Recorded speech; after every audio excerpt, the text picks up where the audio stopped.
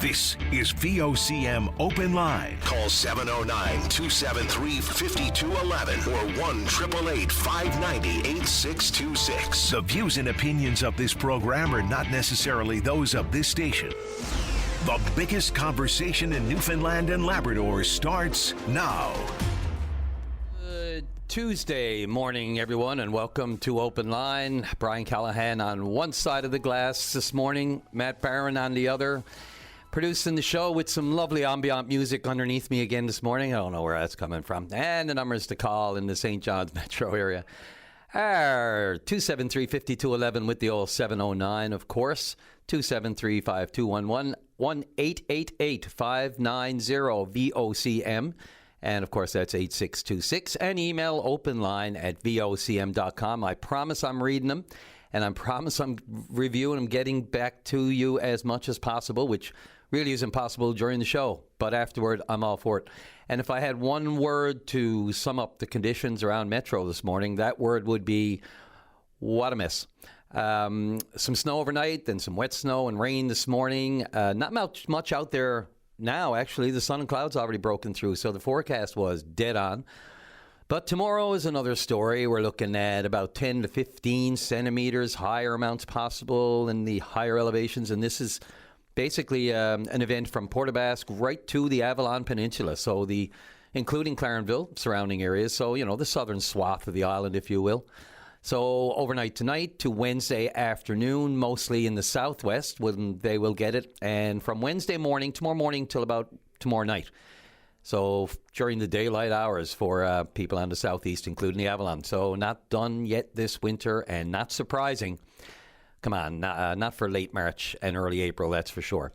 So the Regiment are back at it tonight in their first round series against the Cape Breton Eagles at Centre 200 in Sydney, Nova Scotia. Of course, we lost the opener 3-2, evened it up on the weekend on Saturday, and now Game 3 tonight, Game 4 tomorrow night, and Game 5 on Friday, at least.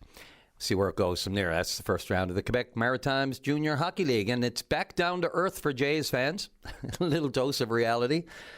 After a 4-5 on the chin loss last night at home against the Colorado Rockies, follows the perfect start they had over the weekend, sweeping the A's. But baseball's a long season, 162 games there are, and about just half of hockey and basketball, and 10 times the NFL. So there are going to be nights like that. But boy, Jays fans take it hard, man. Even 4 games into the season, you could feel just and it's Game 4. Relax. The last thing Jays fans want to do is adopt the Leafs fans' mentality. Hey, Matt. Few wins and they're planning a parade, few losses, and the sky's falling. Not the same in baseball. So if you're only a watcher because of last year's run, settle in, enjoy the ride. Don't break out the panic buttons until at least July, maybe August. Early injuries, though, I got to say. A little troubling, but all teams deal with that. And you heard the manager of the Jays talk about the depth of their pitching staff, which is why they bulked it up, because this happens, especially early in the season. Little tweaks here and there, and we'll see what happens. Hopefully nothing serious. Mad Max back on the mound tonight for the Jays. And a couple of Jays, however, not doing so great out of the gate after jumping ship. Some people say good on them. Looks good on them. And they'll regret it. But, booing Bo in New York. The Mets fans giving Bo Bichette a hard time. He's not really, I know it's early again. I just said it's 4 games in. But the number of strikeouts he had over the weekend, and, of course, he's not the strongest third baseman. He's been moved to third base for the Mets. But anyway, we'll see how that works out. They're already booing him. He's probably already wishing he didn't leave. And Bassett as well. Chris Bassett with the Baltimore Orioles having a hard time, and he getting a rough ride in Baltimore early on, too. Anyway, just keeping an eye on our players who jump ship. And interested to know your thoughts on the new ABS automatic balls and strikes, by the way. It's a challenge system right now, which really magnifies the mistakes of umpires who don't. Clearly, their union has always been pushing back on it, so that's going to come to a head eventually. And I think it's just going to eventually be for all pitches. Umps will be there, maybe to throw out the balls and supply the foul balls after balls have been fouled off. I don't know. But it's changing, and the ABS is here to stay.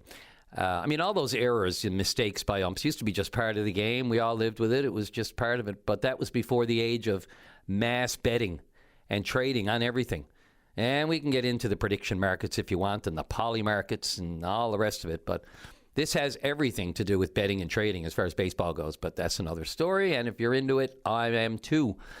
Let's see. Oh, and speaking of Toronto, the Leafs earlier, yeah, they fired their GM yesterday. So, moving on. Matt Dunstone's rink is now... Sorry, Matt. We can chat, Matt, if you want to, but that's an onion that's got a lot of peels to it. Matt Dunstone's rink is 4-2 at the men's World Curling in Utah. Defeated Poland and Japan yesterday. Can't get enough sports by. I'm watching it all. So they righted the ship as expected. After two losses on the weekend, lopsided, and then yesterday 2 lopsided wins. So they're back in the win column, 4-2. They should be good, but you never know. We just keep an eye on that because they have unbeaten Nicholas Edin later today. And I mentioned men's March Madness Final Four is now set. Now the women's is set as well. The 4 number 1 seeds are all into the Final Four. So their committee got it right. South Carolina, UConn, Texas, and the Bruins of UCLA. And World Cup friendly, another one. Canada's second tune-up tonight against Tunisia. None of these teams, of course, all of these teams are worthy opponents. And of course, after we salvaged a 2-2 draw with Iceland on the weekend, and Canada could very well face Italy in our opening match on June 12th. So that'll be something if that comes to pass. And let's see, that'll do it for that. I'm into all of that, and I see callers already in the queue. I just have to say, fuel prices up again today. This morning, as the war with Iran, appears to expand and intensify in the midst of all kinds of conflicting statements, and not just between the U.S. and Israel and Iran, but amongst Trump's own staff and cabinet. It's hard to keep it straight. The words they're using are purposely murky because, so as not to be locked into any deadlines or dates, I guess, because they don't know themselves clearly. Or if they do, they have some massive, incredible intelligence that tells them when this is happening. But then, Prime Minister Netanyahu of Israel comes out yesterday and says they're beyond the halfway point, whatever that means. You couldn't be any more vague. Beyond the halfway point. You cannot believe anything anyone really is saying right now. So the uncertainty and unknowns are on bust. And, where Trump's words were able to calm some markets at times, talking about the end is near, or we're talking, there's peace talks on the go. Well, Iran continues to deny that. Because we don't really know who they're talking to. The new supreme leader, the son of the former one, is in hiding, hasn't been seen. So we don't even know who and if they're talking to, and if they're talking to anybody. The real stuff that's going on behind the scenes, we'll never know. So everything is on an upward trajectory. And despite all that, it appears the Wacom government has no appetite for a further cut in the gas tax. And I welcome anyone from the government, including the Energy Minister, Mr. Lloyd Parrott, on the show here today. I know we had Fred Hutton from the Liberals on earlier this morning on your VOCM mornings with Jerry Lynn Mackey. And, in the interest of fairness, certainly don't want anyone to accuse me of being a Liberal or a Tory. That would, no, my goodness. Yeah, I get up in the morning deciding actually which one to be. But, hey, I will just say you won't find anyone more middle of the road than me and who judges their reactions on the moment of the day as opposed to speculation as to who's what. But in any event, it doesn't look like they went into a debate last night and the Liberals said they were willing to burn the midnight oil to get lower than the 7.5 cent cut that was put in by the Liberals several years ago, of course. And they wanted to make the case and the debate for a further reduction, given that gas, at least here in these parts, is now pushing up against $2 a litre, not to mention home heating oil, diesel. And to that end, good on the pub. We have some information beyond just the numbers, but it's not a whole lot. So they're going to turn now, given what's happening, what's happening in the uncertainty, as just mentioned, they're going to switch to daily updates now on fuel prices. So, it won't be as sporadic as we've seen. You just never know when it's coming. Now there'll be a daily update. So that's a meh for me. I'm not sure one way or the other if it makes a difference. Propane will be on Friday still, but It's a start, I guess. It's not, but if that's not a sign of ongoing or worsening situations, I don't know what is. They're certainly digging in for the long haul, apparently, or at least, in the short term, which makes people wonder why the government can't also find some kind of other mechanism, such as lowering the gas tax a little lower. And, of course, once again overnight and today, barrage of missiles fired by Iran again at its Mideast neighbors. And all of them can't be intercepted, by the way. We talk about the damage a missile does when it hits. And then we say, well, at least some are being intercepted. The interceptions can be just as dangerous. People are dying from falling shrapnel. I mean, they blow up in midair. It just doesn't disintegrate into small pieces. It becomes shrapnel falling to earth. And that's injuring and killing people as well. So all is going on. And yeah, trying to keep a straight head about it all. It ain't easy. And then there's the fishery.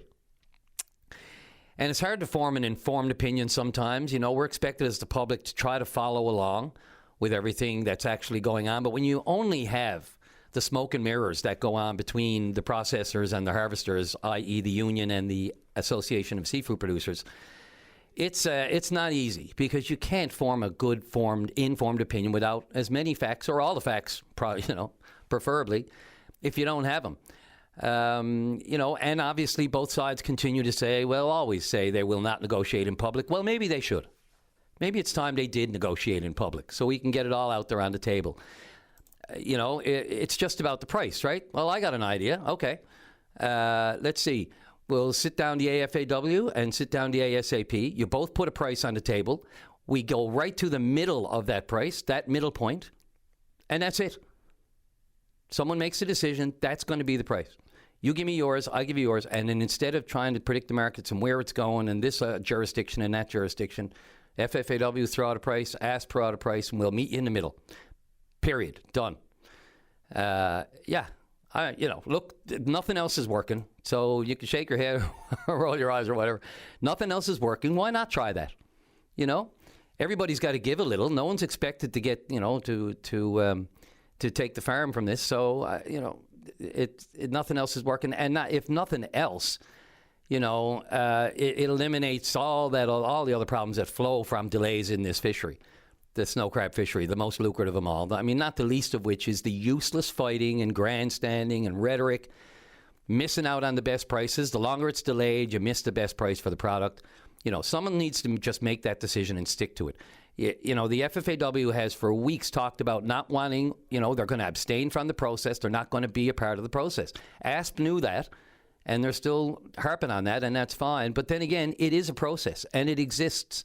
So, you can see where both are coming. You may be as frustrated as you want with not getting anywhere from the harvester's point of view, but it is the process. And once you deviate from that, you're going to expect, this sort of fighting to happen. And the ASP have a legitimate leg to stand on only because they want to follow the process, whether it works or not. And the FFAW wants to find a different way of just negotiating directly.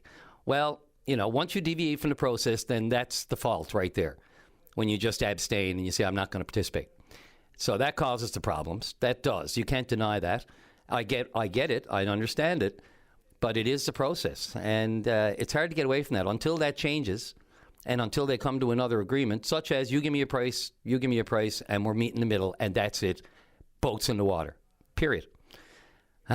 Sorry, I had to get that off my chest. And look, there's a ton of other things obviously. I'd love to get into some of the air travel issues that are cropping up through some of the good work at the CBC, investigating why some WestJet planes and other issues have arisen, planes being swapped out at the last second to claim that there's a mechanical issue and actually not being the case at all, if you know what I'm talking about. I can get into more of that later, but the Air Passenger Bill of Rights is only as strong as the regulations that uphold it, and companies trying not to skirt the rules and regulations and pull fast ones is what WestJet here did, undeniably.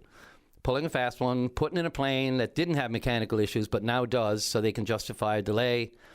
And, it only took passengers, one particular passenger, his work behind the scenes to find out exactly, get the paperwork and see exactly what happened with his flight that he was bumped off. And lo and behold, these fast ones are showing up. So there's lots of that to get to. I don't want to let that go by the wayside. Air Passenger Travel Bill of Rights. And not only that, the cost of travel these days. And the Indigenous report yesterday, of course, we know that the Indigenous population of our province is not fairly treated, let alone in the correctional system. We can get into the report that showed the numbers are staggering, but really, unfortunately, not surprising, of the representation of Indigenous peoples in our justice system and in our prison system. And that wide-ranging report came out this week. We can talk about that if you want. We can get into so many other issues. I don't know where to start. EV batteries, the Chinese, another Chinese, Philippe Champagne and federal government, another trip to China, with everything that's going on there, and on it goes. Okay, there we are, right on the break, Matt. If there's not enough for you to gnaw on there, I got more if you want. But we have callers. Callers are great, including the president of NAPE, first in the queue, and we'll talk to Jerry Earl right after the first break of the morning. This is Open Line on the VOCM Big Land FM radio network. And just before we get going, a happy 92nd birthday to my mother today. The funny thing in our family, we have some kind of dispute or controversy emerged over the actual date, whether it was the 30th and 31st. So it's been a 3-day celebration because we were together on Sunday as well. So happy 92nd to my mom, a faithful listener of this program. Let's go right to line number 2. Jerry Earl, you're on the air. Good morning, and happy birthday to your mom. God love you. I didn't do it that way intentionally, but she said she wanted to specifically hear a birthday wish from Jerry Earl, so there it is. There you go. Jerry, where would you like to start, my friend? There's, I understand the social work seats are an issue, as is everything right now, especially as we head into the budget. How do you keep track of it all?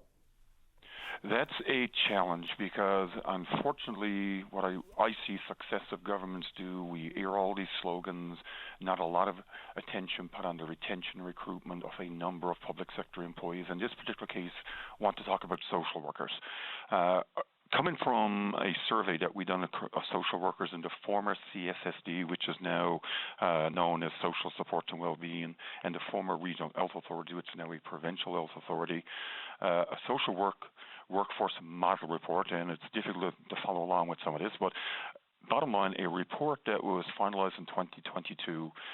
In the executive summary, the very key factor was several factors contributed to need of a social worker workforce modeling, and a key one was to align educational capacity to demand. So the number of seats available to the demand for social workers. Lo and behold, in one of our working groups that we have now with NLHS and Health Community Services, and I deliberately sat in on the first 2 meetings to make sure this committee finally got off the ground after protracted delays with elections and establishment of new departments and all this, only to casually learn just a few days ago that MUN, not only this year, but because of budgetary issues last year, reduced and what was just only increased up to 100, from 80 to 100, previous year lower than that, up to 100. Last year actually reduced their seats to 80. This year, because the budget reduction is going to reduce to 80, when we have a report saying that we needed every one of these seats, because MUN contributes 70.1% of social workers to the province, and believe it or not, close on a little over 29% comes external. So this is going to have a significant impact. Like I said, just casually mentioned to us, and then asked what's been done about it. I got a response by saying a communication has been sent to another department. We need more than the communication. The current government actually campaigned on one of the things was safer communities. I can tell you, with a shortage of social workers in both of these areas and others, it'll impact the safety of our communities. Because when we think about safety, it's not just about policing. It's about our vulnerable populations. It's about our seniors and the incredible work these social workers do. And we're going to now have an erosion of the gains we had made. And it seems just casually mentioned, and we've already reached out to 2 minutes today, we want to sit down and have a meeting. We want this figured out. Which department did it go to? This was a department of a workforce bureaucrat in Health Community Services that relayed this information. And like I said, he just had to be sitting in this meeting and running through this report with us, and then casually made this comment, and it quickly caught my interest, and then I have followed up since then with questions. We were projecting, this workforce showed that we needed those 100 seats, And as you know, with any program, not 100% graduates. We were anticipating this year and for the next number of years that we would have around 93 graduates for this program, and we would retain only 74 of those. So not everybody comes to work in the public service. Now we're finding out those seats have gone down to 80, so we're certainly not going to get 93. And then I learned last year, after asking some follow-up questions, from 80 last year, we were only able to get 60. So the projection for last year alone, which we won't feel for year, is 33 short from where we projected. So we got to see this going to happen year over year. And I asked the current ministers, because there's multiple ministers involved there, how is this going to contribute to safer communities? Is this a MUN decision, though, as opposed to a provincial government? I mean, again, are we into the funding vortex whereby, we know what MUN is going through and it continues to gut? Is this, where did the fall down here? And I mean, you just happen to learn of it. I mean, how much else could be going on in other departments and other seats? Absolutely, because every time there's an effect, there's a ripple effect from decisions. In these programs, something as valuable as a social worker program, we just can't be casually making cuts on. And this is where it stemmed from a cut in MUN, and I'm sure government will come back and say, well, that's a MUN decision. Ultimately, the government of Newfoundland and Labrador, the ministers of various departments, are ultimately responsible. There should have been a pathway of communication that we knew this was going to happen and look at the impact it was going to have on, I don't want to say on social workers themselves, but the work that social workers do in some 71 communities where they're located across Newfoundland and Labrador. So it'll have a detrimental impact, and again, on the safety in those communities, like with vulnerable populations, people with mental health issues, with addictions issues, discharges from hospitals even are impacted by this. So gravely concerning what we have heard. I'm hoping, and again, I'm sure some good official, that's a MUN decision. But government is ultimately responsible. That's what we elect governments for, to make sure these things, and MUN as proper funding. If there's the issue here, then that's causing a reduction of seats. And what I'm concerned now, are there other programs where there's seat reductions that we haven't been told about? Yeah, as I just mentioned, that's what I'm trying to figure out. Absolutely. The mantra from the government, of course, in the wake of their election was, especially when it came to tuition, the tuition freeze is coming this fall. It won't happen on the backs of students. This seems to not just be happening on their backs, but on their heads and in every other which way. It may not be happening directly from government, but it seems to be an indirect way of getting around it. I don't mean to be a conspiracy theorist, but they had to know this is coming if you're reducing the funding to the university. Absolutely, and we can't get into finger pointing saying, well, that's a MUN decision. Like I just said, it is ultimately, we have a Minister of Education, we have a Minister of Health and Community Services trying to keep track of some of these name changes, but now what was formerly CSSD is now called Social Sports and Wellbeing, or SSWB. But even the titles of these departments, social sports and well-being, I'm not sure where the supports and well-being is at if you're going to allow a reduction of a workforce that is absolutely critical to our province. Most don't realize the role of social workers are involved in mental health, they're involved in addictions, they're involved in senior care, they're involved in adoptions, they're involved in youth protection, and a whole host of other areas. Like I said, even discharge from hospitals. Right now there's a difficult to get discharged from hospitals. Well, some of that is because we have a shortage of social workers. Not about the doctors and nurses. Social workers have to come up with a plan. Can I find home care for my mom that's been discharged? Can I find a personal care home to put them into? Can I find long-term care? Are they able to live independently? That's just one example, but multiple areas. So again, it goes back to the whole concept of safer communities. Well, this is one area that's going to impact that. It'll impact the number of people going into our prisons even, because social workers cannot maintain the workloads they have now. And if we're going to see a further reduction in social workers, and then I know there's young people that are waiting to get into this program. Now they're going to be told because of a reduction in seats, you're going to have to wait longer. Well, some of those young people now are going to make the decision, I'm not waiting 2 years or 3 years to get into a program. I'm going to go do something else. So we're going to lose people now that's interested in this area. So the impacts here are broad-reaching. I'm certainly open that we've reached out to a couple of ministers saying we want to meet immediately now, just learn this information, and again try to work collaboratively. What can we do to address this? One thing we need to do is reestablish those seats. Yeah, I'm trying to figure out how something like this wouldn't be communicated, these reductions, at least, again, getting out in front of things. I mean, nobody likes bad news, but, if you get out in front of it, it sort of softens the blow. Jerry, and look, from my time in courts, I can tell you, you hear judges talk about it from the bench. You'll hear defense and Crown lawyers talk about the shortages. Some cases are held up by the lack of social workers. Absolutely. They're burdened, and they can't. The issue's getting into the pen or getting into correctionals or just communicating with them because everything is stressed to the max. I'm almost at the break, but I just want to give you a quick word. The minister's response to the working group on the courts. The minister's response, we're waiting now. I understand a report as being completed, and the compensation report will be on the minister to come out. There was really good collaborative work. We had to fight to get a seat on the table, but in fairness to the minister, within 24 hours she reached out. We had a seat at that table. I understand the committee has done some good work, so it's a report that's landed now with the minister. And if the actions that are in there are acted upon, that's the problem with reports, because there's a report we're talking about now, social workers clearly not followed through on. So I'm certainly open to be followed through on, because I believe it will benefit our courts. And again, it's not something that on Monday morning everything will be perfect, but I believe if the report, and I'll let the minister do the piece that, because it's something that she commissioned to have done, I think it can benefit and it will have impacts as we move forward. Hey, President Jerry Earl, always appreciate your time. Busy and wild days. Thanks for everything. We'll look forward to talking to you next time, next update, especially as the budget nears. Thanks again for your time this morning. Absolutely. Thank you for the opportunity. Thanks. Jerry Earl, president of the province's largest public sector and private sector union. Let's take that break. Come back with Alex. Some questions about 811 after the break. This is Open Line on the VOCM Bigland FM radio network. And welcome back to the program. Let's go right to line number one. And Alex, you're on the air. A very pleasant morning to yourself and all the staff, and happy birthday to your mom. Oh, God love you. Thank you very much. That wasn't, I'm only seeing in hindsight here now.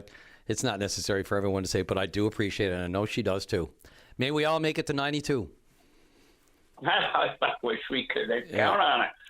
I wondered, I made about it with this one today, but I do have a question I really don't have an answer for. Had a very unpleasant experience with 811 on Saturday this weekend. So around noonish, mouthful of really nasty today business. I thought I'm going to give him a call. I have had very kind and generous support from 811 in the past because of this ongoing problem with antibiotics. Okay. Which is all I really need from them. And I had some help February the 6th, I believe. And that would last for a week, but it sure took down the misery. But far from got rid of it. So that just bounced back with a vengeance. And by the weekend, I said, okay, I'll try again. What was the first solution? And spoke to a very pleasant nurse who said, who determines what you need. And all I was looking for is a chance to get an appointment, talk to the nursing assistant, is it? They're able to prescribe the antibiotics if needed. And so she was real sweet and said, yes, no, so somebody call you as soon as you can. And very pleasantly surprised, only a couple hours later, they did call. And here's where I ran into a brick wall. So the young lady was polite. They all are very polite always, and no complaint there. And I got chatting with her, and she asked me the usual bunch of questions and suddenly realized after a bit she was about to cut me out. I said, excuse me, what about my appointment to speak to the nurse and assistant? And I can't remember exact words, something like, have a nice day, and hung up my face. That's the end of it. And we are not amused. So I thought, so I already did call you, and I see no point in calling you back. So who do they answer to? Well, I mean, I think the first thing you always hear when you call these numbers is, this call is recorded for, training purposes or for, to cover everyone's butt is what they're really saying, in case there's any dispute over what happened on the phone call. Sorry, go ahead. Yeah, for sure. And, it's a learning experience for me. So from now on, my calls are going to be recorded too. Heads up, 811. Yeah, I always say and that. witnessed by a legally responsible witness, so for legal purposes only. Yeah. What I just want to get to the crux of it. So the first, you said you had made a call and there was something that it was okay for a week. What was that? What was the result or the solution? I had they kindly gave me antibiotics, which lasted for a week in early February. Okay. And that was a big help, but unfortunately it could not get rid of the infection as bad as this. And it just bounces back in a hurry and gets worse. So instead of 1 toothache, I got 3 on the top and 1 on the bottom, and that was no fun. Instead of what? So I decided to call them back. Okay. All I needed was an appointment. All they can do is give me an appointment to speak to somebody. I think it's the nursing assistant who is able to give me renew a prescription for antibiotics if they feel it's needful. Yeah, those are nurse practitioners. Yeah. And wouldn't let me. Yeah, and they wouldn't let me speak to them. Just hung up on me. Okay. So you can't point or think of anything that might have went sideways in that phone call that would set off, because you're absolutely right. These people at this phone line, obviously, it's like it's you have to have the bedside manner. Metaphorically speaking, you're you don't know. This is an 811 health line, and you, as they point out, it could be for mental health and addictions crisis. It could be people seeking some kind of virtual care option, a dietitian. Accessibility, people with MCP, all those different issues. You don't know what someone's going through. So they are trained to deal with, sympathetically and empathetically with every caller. Devil's in the details. Ideally, if we could hear the call right now, we might be able to find out something. But is there anything that jogs your memory that would have given them a short leash with you? Well, this is why I was so surprised, because I'm talking to the nurse exactly the same as I'm talking to you, because I have no reason to be expecting a bad outcome, and so I'm polite and trying to be forthcoming, be truthful and forthcoming with the info, whatever they ask me, and so it's always a very pleasant, polite conversation. I have no reason to expect anybody to just hang up in my face. No, but I hope it wasn't recorded, because we're not amused. Yeah, no kidding. I really can't, without knowing. Pardon? Yep. The catch is, so no point calling back, I guess. So where do you go? Where do you call now? Well, that's the question, too. Is there any point? I mean, maybe you got an operator or somebody, a staff person, or a, bed in the wrong side, yeah. Well, not even sure if that could be. I mean, again, you really don't know what anyone's going through, whether it's the caller or the person receiving the call. I mean, maybe they just had a really hard call before you. Maybe, these calls. Exactly, yeah. These calls aren't for the faint of heart. I mean, as trained as we are, we're also human. And you could get a really difficult call, and who knows what happens on that call. It's all private and confidential. But short of that, I would call back, not identifying, in any way, shape, or form that you've made other calls. Just call cold, as you did before. Now, it's quite well, yeah, you may get someone different, just to see, if nothing else, if it's you, or if it was just a one-off where that just there was something else going on, some other issue that played into it. Who knows? But, there's no limit on how many times you can call. I mean, that could be an issue, too. People who call all the time, that can be an issue, too. But I would try again and just see what happens. Yeah, I guess, because truthfully, I've never had, that young lady who hung up on me, but she wasn't rude at all. And so I didn't see it coming, but I don't know, maybe she spilled her coffee on the computer. I don't know. Funny, I guess. But, yeah, no, there you go. Speaking to the fact that she wasn't rude or anything, it appears to be nothing necessarily that you said or did. There's just some other external factor. I've never had a conversation with 811 where anybody was ever rude. Yeah. They always have been helpful. And so I was just rather taken back by the whole thing. And lucky for me, I had a temporary solution. Yeah. Because, I was just going to ask whether or not you've got it. Well, the three of I look more like a shark now. I got a lot of busted up teeth. Yeah, it's kind of funny. And fortunately, it's in such a way that I can get at them and cavity related, any of the pain and suffering, which is bacteria. Yeah. In getting at the root of the tooth and everything. So looking for me, I got set up and I said, well, I got a cure for all the ones on top. So I took a cap full of whiskey and soaked them in that, and goodbye pain. Well, and that was the end of it till now. So right now I'm still in the clear. So I'm not going to call them yet, but of course it's going to come back. yeah, as someone who went through an abscessed tooth a few years back, again, I'll always say it. You don't know how good you got it till you got a toothache. Oh, yes, brother. Well, thanks so much. Yeah, and keep me posted. If you try it again, just to, I mean, I'm not saying that's the end solution. If something goes sideways this time, there's something else going on, and you could take it to another level and try to get to the bottom of it. So, yeah, just keep me posted. Alex, if you can, let me know what happens. My pleasure. You have a great day now. Yeah, you too. I hope hope the pain is not too unbearable. Take care.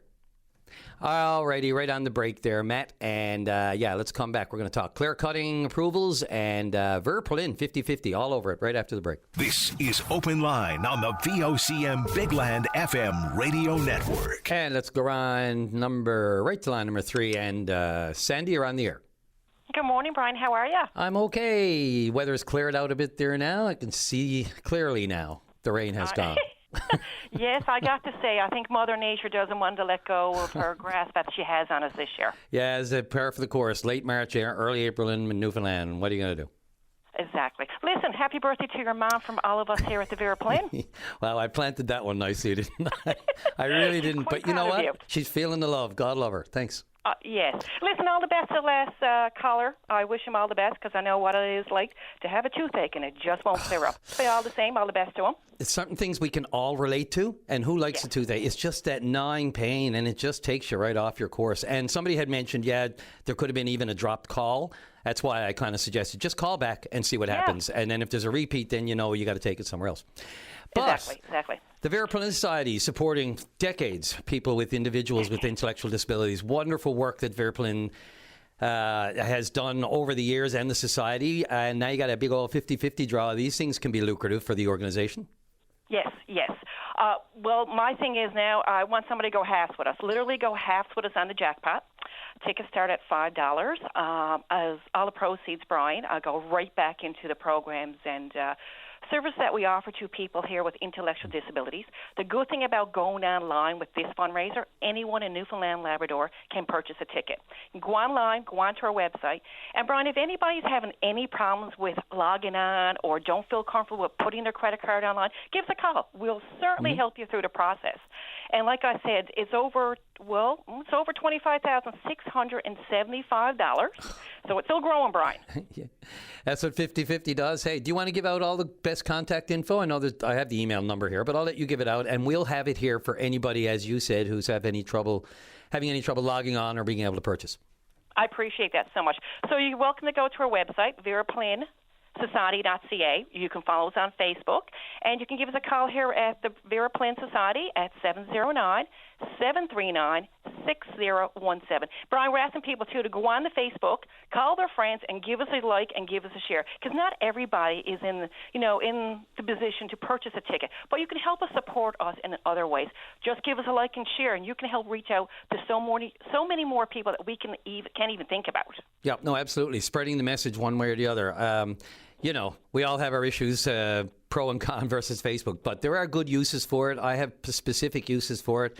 I don't post pictures of my supper, but I do, try to promote different types of things that, might be on side gigs and that sort of thing, which everybody has these days. So, exactly. No, absolutely. Head on over to the old FB and give a share and just spread the word. It's 50/50. What's going to kill you? And it would be exponentially wonderful for the Verpilin Society, to say the least. It certainly would. And to all those who are able to support us, we thank you very much. And hopefully, Brian, spring will be around the next corner. Yeah. What corner is, yeah. You know what? I believe that, like I believe everything coming out of Trump these days. But anyway, hate to invoke the name, but it's going to become a verb or an adjective before it becomes a noun sometime soon. I hear you, Brian. All the best. Have a great day, and thank you to all your listeners out there supporting the Verpilin. And come on board and get your ticket. Sales end at 12:01 tonight. 12:01 tonight. So time is of the essence. Sandy King with the Verpilin Society. Thank you so much. Thank you, Brian. Take care. You too. Bye-bye. Bye. All righty, that's a good one. Let's go right to Chad on line 2. You're on the air. Chad. Are you looking for Cecil? Am I looking for Cecil or Chad, Matt? Oh, Cecil it is. Sorry about that. I had a different name. That's okay. Oh, okay. Go for it. Yes. Yeah, I was really surprised yesterday when they mentioned this clear cutting in that, because I've only been back in the province for 4 years, and I'm thinking there's no discussion, there's nothing about this, and impacts of clear cutting. I don't think Newfoundlanders were informed, and I was checking yesterday. They said, well, 8 years ago, people had 35 days to protest. There was no protest, so they decided not to, do whatever. And I don't think that the government should be saying, well, you didn't push back, so we didn't do the right thing, which is what it sounds like in this case.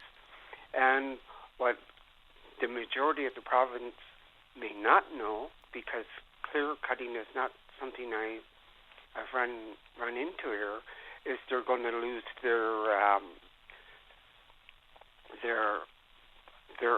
hunting area. They're going to lose their fishing ponds.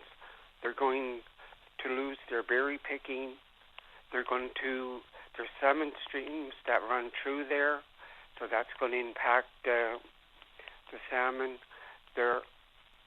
And it's no more doing all these outdoor recreation things are all going to be affected. And not only that, it looks really bad. Clear cutting looks really bad. I know in BC that they made some changes, and clear cutting is not such a big issue as it used to be. But now they protect the streams, they protect the side of the roads. They have an area that can look good, because right now, the way these guys seem to be wanting to do it, seems like it's just going to be one ugly space there in one of the most pristine parts of the province, traveled by thousands of people every day. Yeah, and it's the Court of Appeal decision, just for the public listening, that you're talking about this week.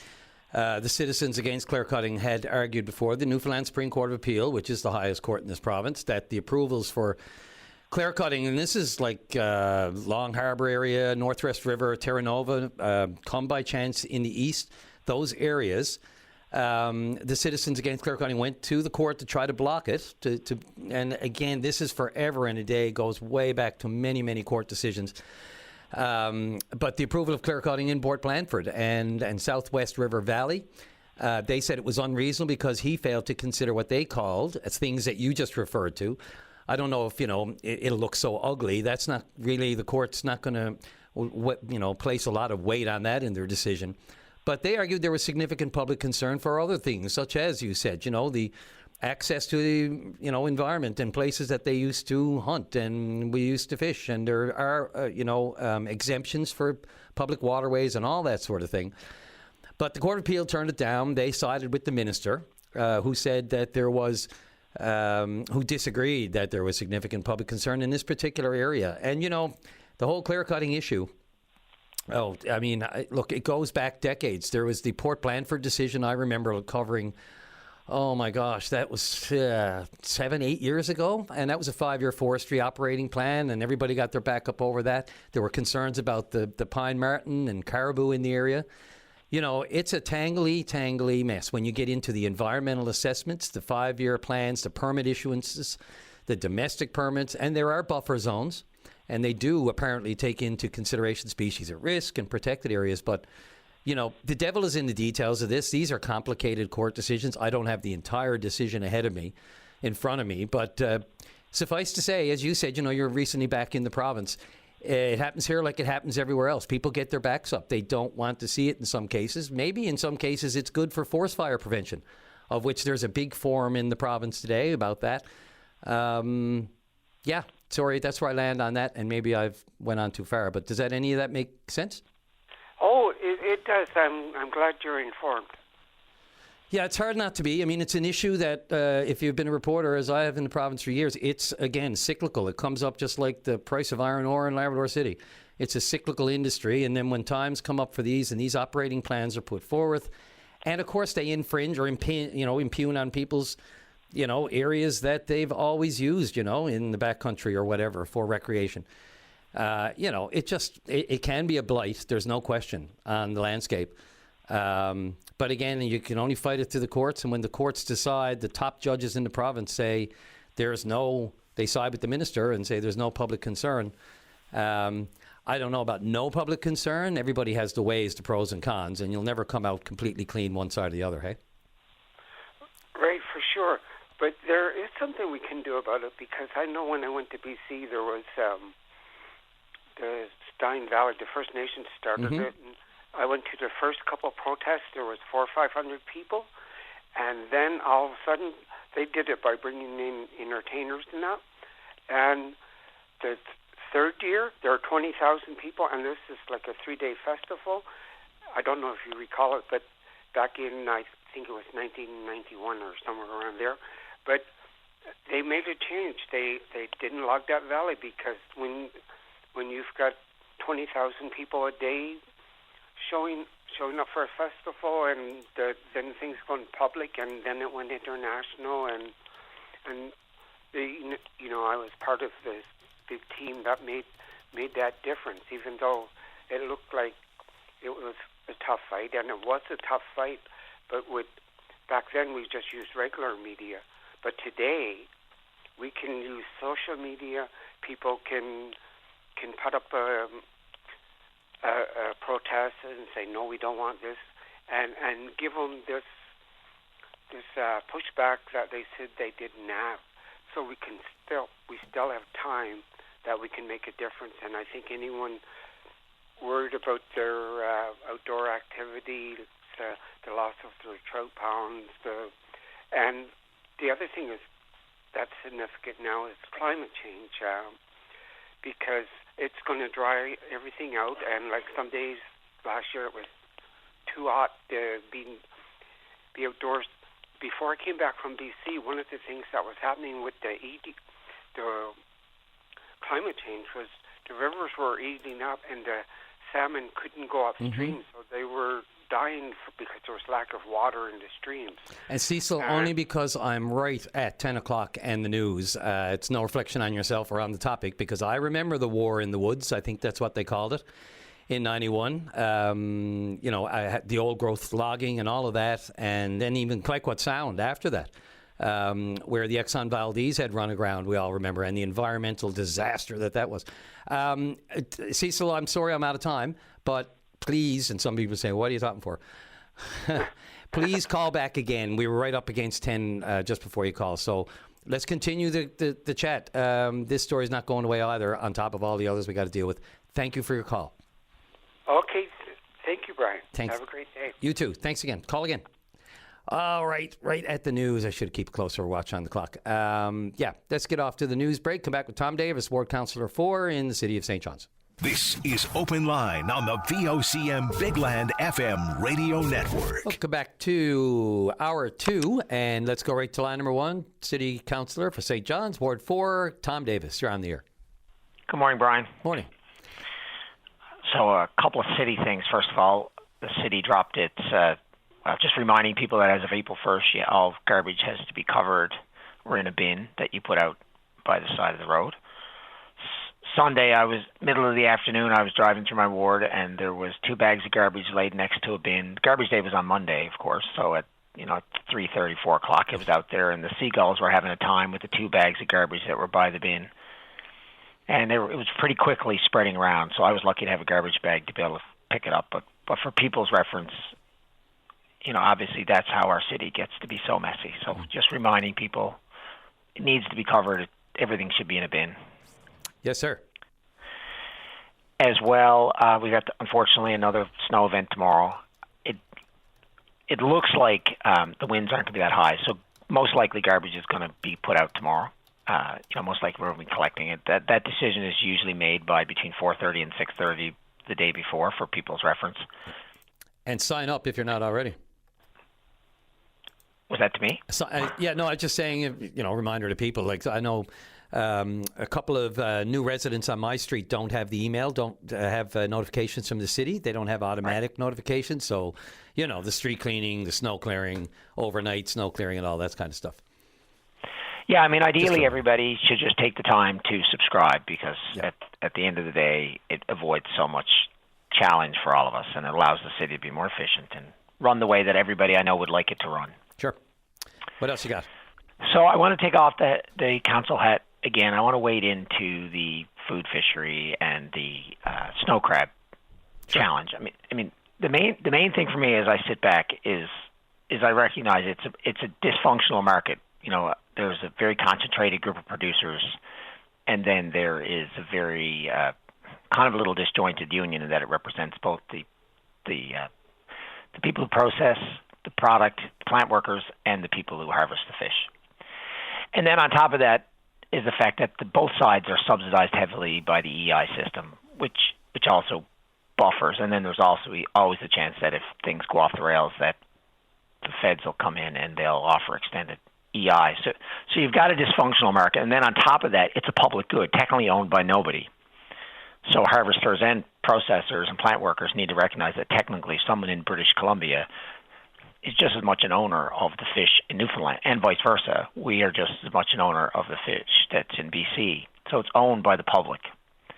And, the idea is that government, the feds in particular, are trying to manage it for the best long-term interests of the stock, which is then generally the best long-term interests of all the people who are part of the market, part of the process. And, when you take that view, it becomes really difficult for government to be, objective. They can't pick a side.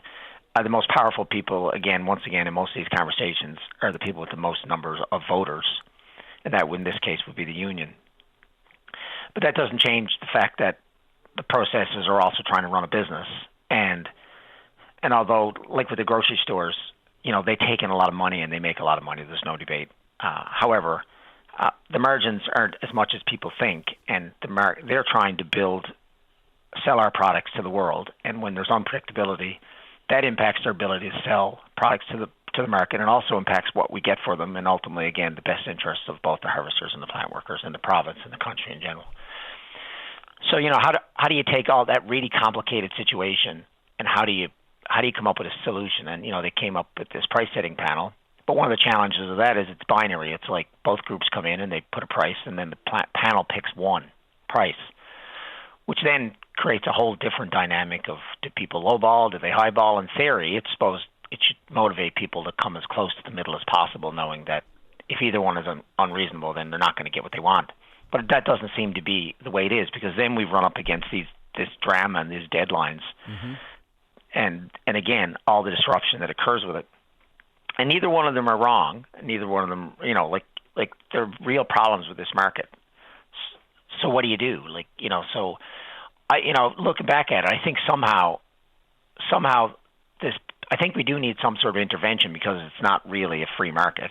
And obviously we do not want anybody exporting fish or crab or anything products to the mainland and having processed there, because one of the main benefits is the impact on the economy. Is not just the harvesting the fish, it's processing the fish and the taxes and everything that comes through it, and of course the reliance on communities in this province from all the revenue that comes from both plant workers and harvesters. Sure.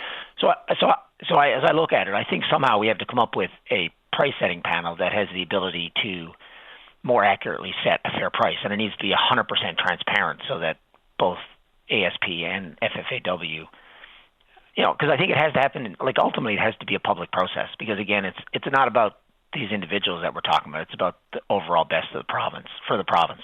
Yeah, I remember being able to sit in on a price-setting panel some time ago, and it made paint drawing look pretty exciting.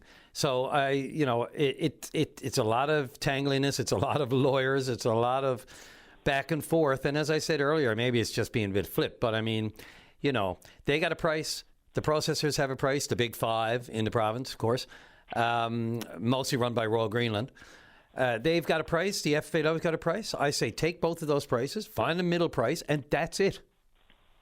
Well, the middle price won't work either because all they'll do is go to the extreme. You know, yeah. Yeah, sorry. No, I get that. Yeah. But, you know, there are, if you look at that, I understand. I mean, and there's other factors that fall, and there are other types of species, and it's later in the season, the price varies.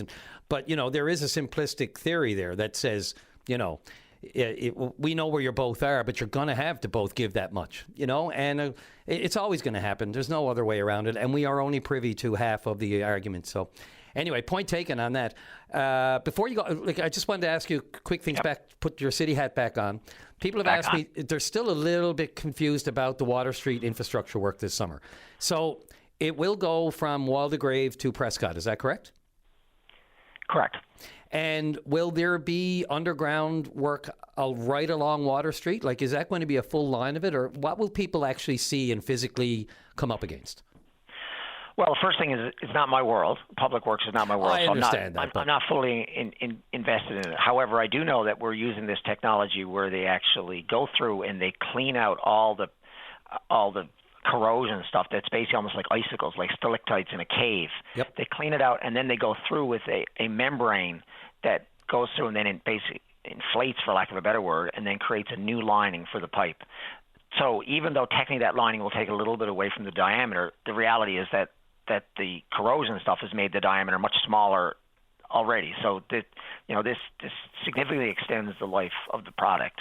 And it's not disruptive because we don't have to dig up the road. Well, unfortunately, there's not a big savings, but you know, it's actually probably more expensive, maybe depending on how you look at it. But yeah, so that was the question I was asked by a couple of people. Just like this will mostly be sight unseen, like out of sight.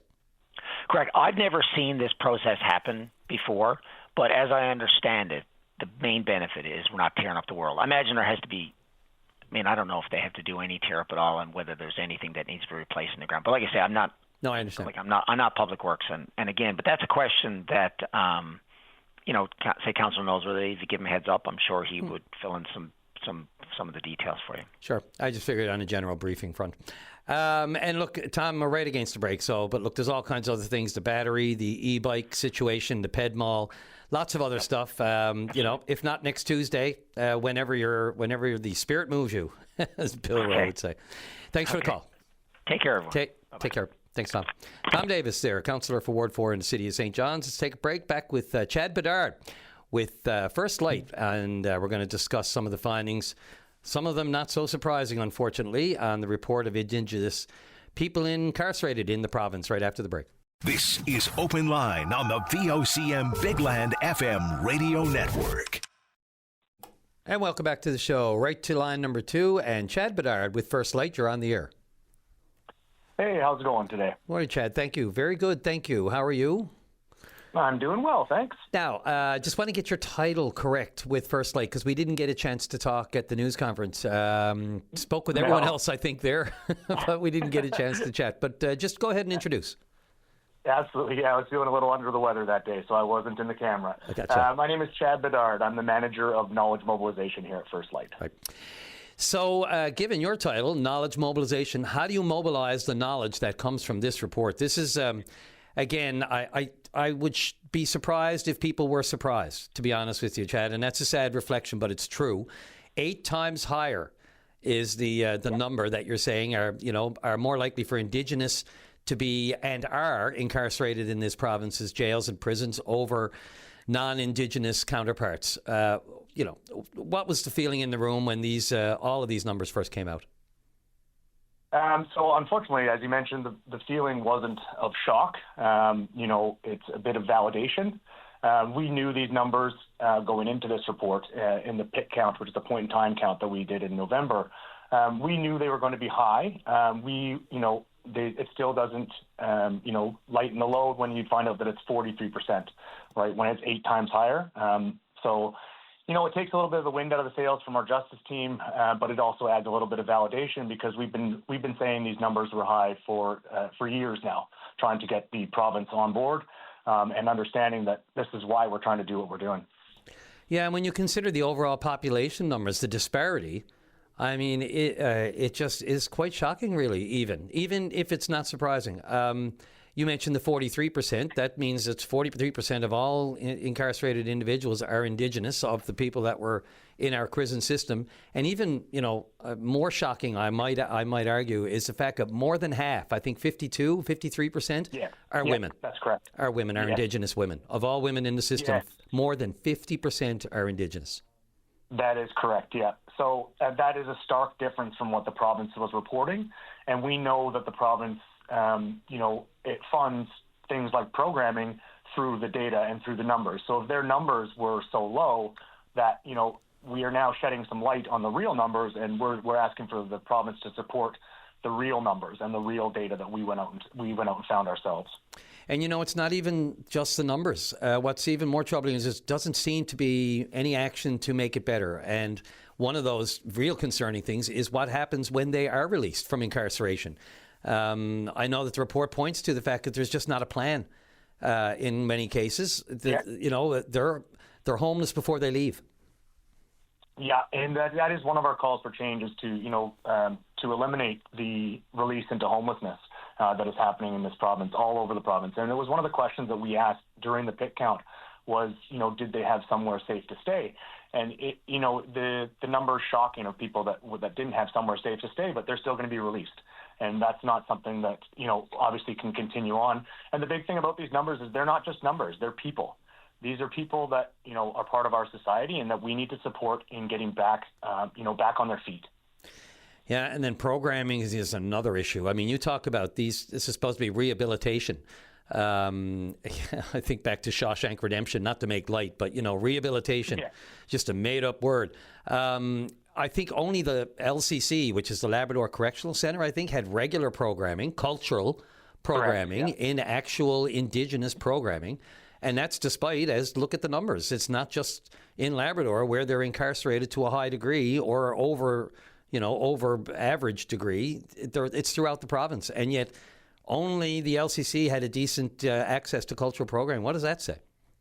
Yeah, and the LCC is a small percentage of the Indigenous people that are incarcerated. As you know, HMP is the biggest, right? The largest, and it's overcrowded and it's full. But, our cultural programming can include things like drumming, smudging, sharing circles, traditional crafts, visits with elders.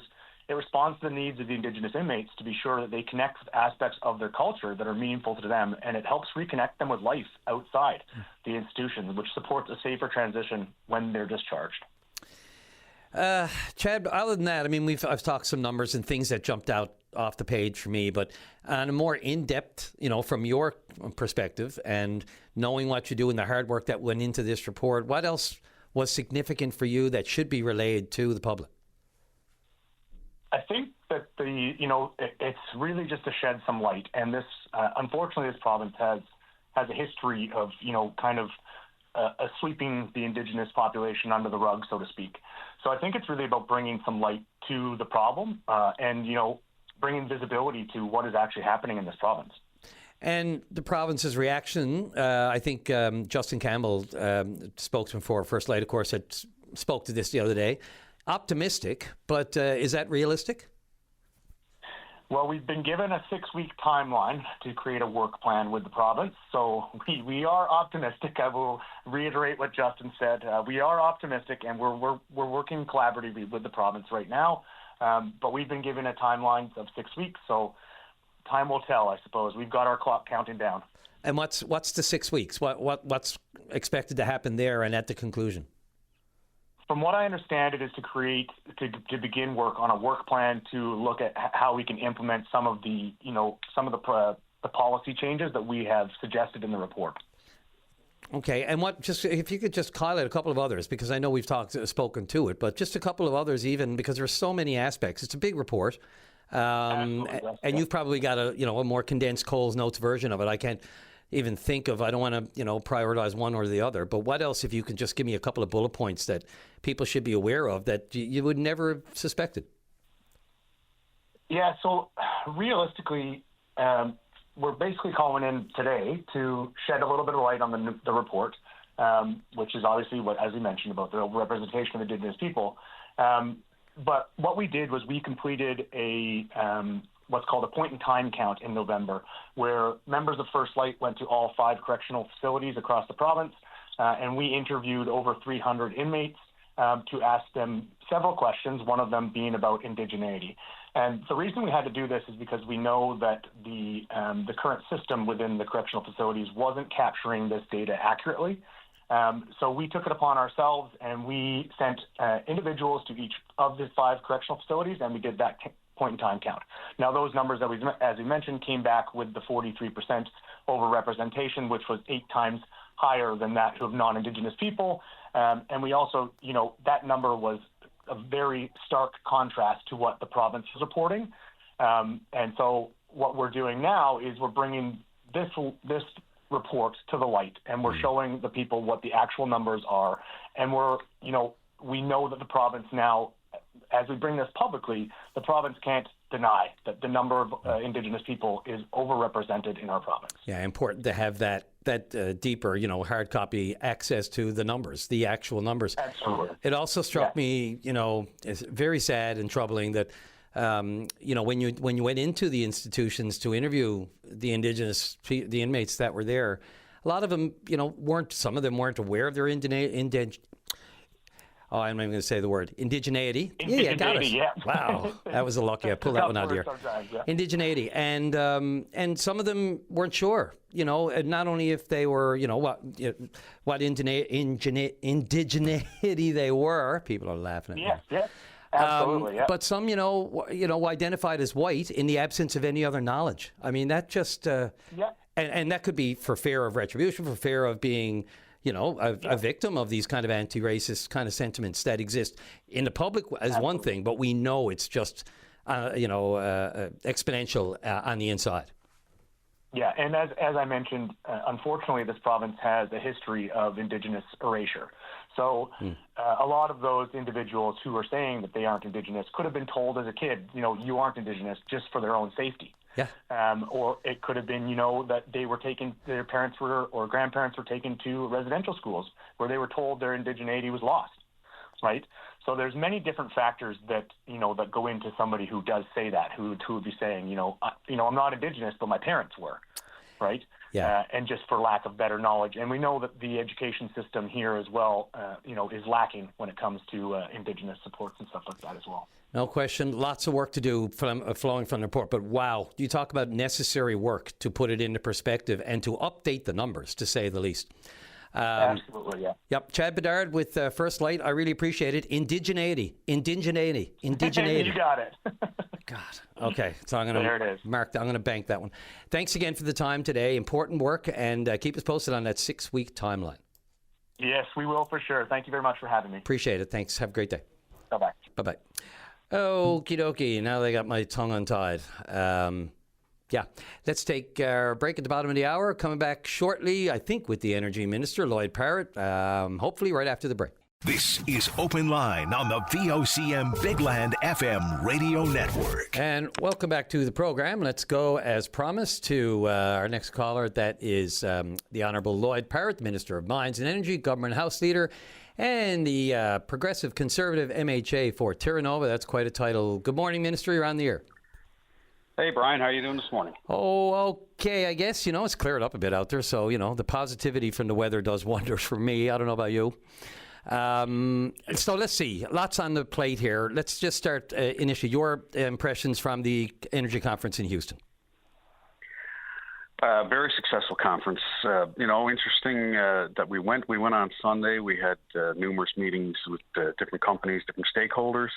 What surprised me the most is that, we went to tell our story and obviously try to rejuvenate an industry that's been pretty dormant for the last 10 years. And the reality is that there's a good many stakeholders, not just across Canada, but globally, that don't really understand what we have to offer. When we tell them that we have 200 million barrels of oil and 50 trillion cubic feet of natural gas offshore, critical minerals, all of the things that make us an energy powerhouse, the best undeveloped hydroelectric possibility in North America right now.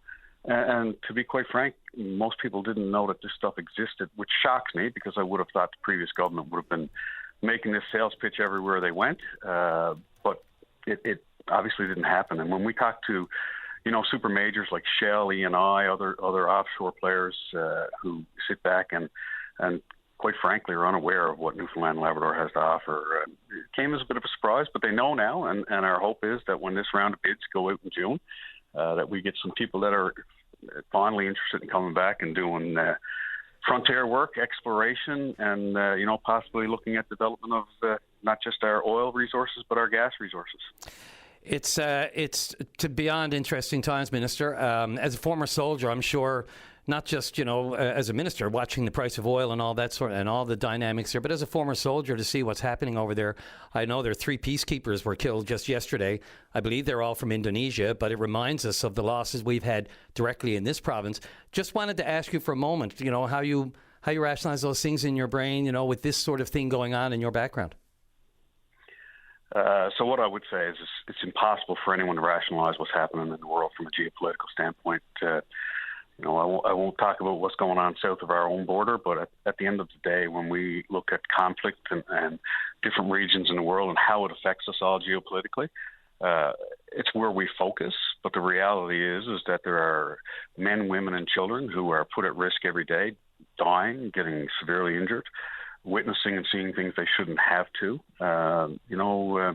It's sad. It's a very sad state of affairs, and the greater effect is what it does on us as a society when it comes to gas prices and everything else. But my thoughts and prayers are for the individuals on the ground, and certainly for the soldiers that are there trying to make things right. And conflict in the Middle East has gone on far too long.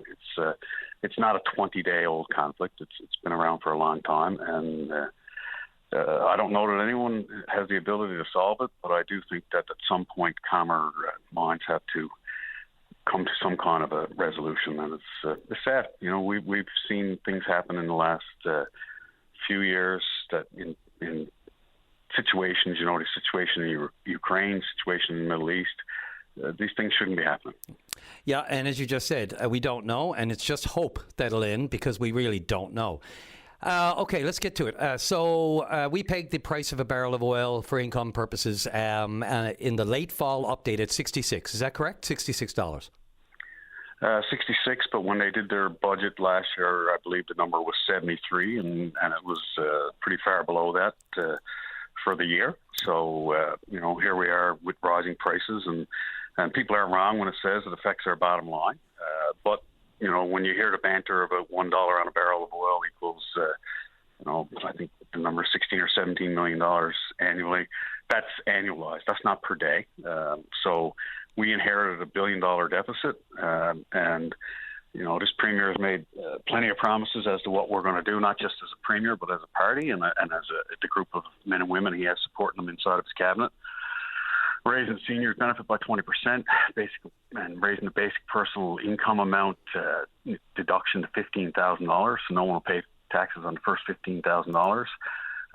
And interestingly, permanently reducing the gasoline tax rate to 7.5 cents per liter, which comes out to be around 8 cents, 8.2, I think. And we done that last night.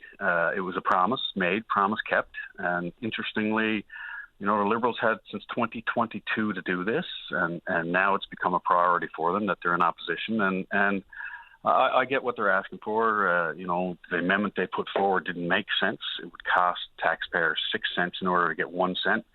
If you look at what they were doing with propane, diesel, and other things, it just didn't make sense. They had the ability to put an amendment in. I've heard them say that we invoke closure and we didn't want to give them the opportunity to debate this. Well, that's actually quite false. So the House works in a different way when we're in there. So we had conversations from as government House leader to opposition House leader and stressed the importance of this bill. And it was basically put to me that they had no desire to put the bill through. And if the bill never went through, what taxpayers would be seeing would be a 7.5 cent increase. So for someone to say that this makes no difference, it makes a huge difference. This permanently puts the gas tax reduction at 7.5 cents.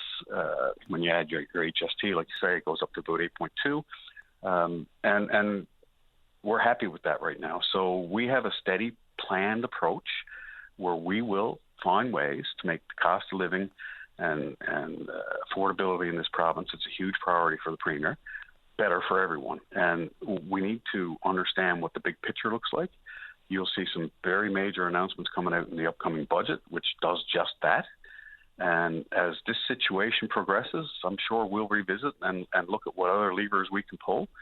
But to do a 1 cent reduction right now as a knee-jerk reaction, it just didn't make sense to us. Yeah, you said you're happy where it is. I don't know how how happy people are when they get to the gas pumps. Like, I hear. I'm not happy with the price of gas, Brian. That's not what I said. No, I didn't say you said you were happy with the price gas. I didn't finish the sentence. I said you're happy with where things are as far as the government trajectory and long-term coming big announcements, as you said. That's fine, but again, what does it do for the people right now who are hurting in the heaviest time and the biggest increases? Now the pub has said that they're going to be adjusting every day to try to, address or at least compensate for the changes that are going to volatility. And going back just for a moment, can you give me a dollar figure as how much the province has reaped above the 73 since it's been $50 above what you targeted in the fall update? I don't have that number in front of me, no. I don't know it. And to be honest, right now, $1 billion deficit, so we're getting ready to do a budget. When that budget comes out, I'm sure it'll all be reflected. And, when last year there was the $364 million deficit, and that's tripled, hopefully this helps get it down and helps us get to a place where we can introduce the long-term affordability measures that we've promised, and you will see them come out in this budget. I mean, we have to be measured. We've gotten into the mess we're in right now from 10 years of knee-jerk reactions, and it's quite amusing actually to listen to MHA Hutton talk about them introducing this 7.5 cent reduction. The 7.5 cent reduction came in 2022 through negotiations in the House Assembly after we filibustered them on the carbon tax. They spent about 3 weeks saying that it was impossible to do. It was illegal for them to do. And in the end, when they knew that they weren't going to get it, they ended up giving in and putting this forward. So it was through measures that now Deputy Premier Barry Petton, as the House Leader, and myself as the Deputy House Leader, argued for and fought against, and we brought it in. They kept it temporary. They had 4 years to make it permanent. And to be quite frank, previous Premier, MHA Hogan, had 173 days as the Premier in which he could have done all the things that he was quite frankly upset about last night and other nights, and he didn't. So we are here now taking a steady, measured approach to make Newfoundland and Labrador a better place for its citizens. We understand how the price of gas affects everyone, and there will be measures in this upcoming budget that relieves the cost of living for all Newfoundlanders and Labradorians. Yeah, I'm not sure how much anybody really cares and wants to hear the backstory. I really don't. I think they're looking at the pumps today, whatever Mr. Hutton said, whatever you said, whatever was said in the House of Assembly, the debates. If nothing's been lowered, if it's status quo, that is it. Is there any truth to the fact that, he points out it wouldn't call it a knee-jerk, but temporary to deal with what's happening right now, almost near $2 a litre, and then go in and, as he said, at other times you can always readjust. Is that an option? Listen, we have the ability to put forward legislation at any time during this sitting. And as we push through what we're doing right now with the budget, we will certainly look at it. But we have the lowest gas tax in Canada right now, the lowest. And there are no other jurisdictions that pay lower than Newfoundland and Labrador. We have just made that permanent. So that is the first step. We will find ways, whether it's, like I said, through a seniors benefit going up 20%, the basic income tax amount, $15,000.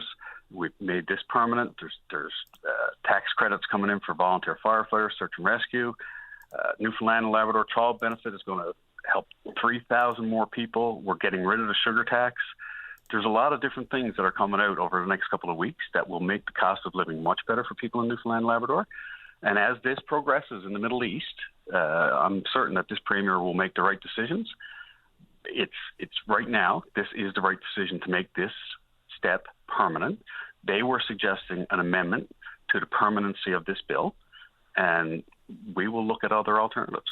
The Public Utilities Board, their change in policy this week to go day to day. Have you had any back and forth communication with the Public Utilities Board, given everything that's been happening, say, in the past month? So we talk to the Public Utilities Board quite regularly. This is a move that's good for all of Newfoundlanders and Labradorians, I hope. What we would hope to see is decreases in amongst the increases. And as the geopolitical situation evolves, then government will make decisions where we have to go with that. Did you, sort of ask the pub to do this change or recommend it or in any way? It is not a request that came directly from me, no. Not directly from you or, sorry, words matter. And when someone says that, I wonder, okay, so not directly but indirectly? No, absolutely not. Okay. And one last question.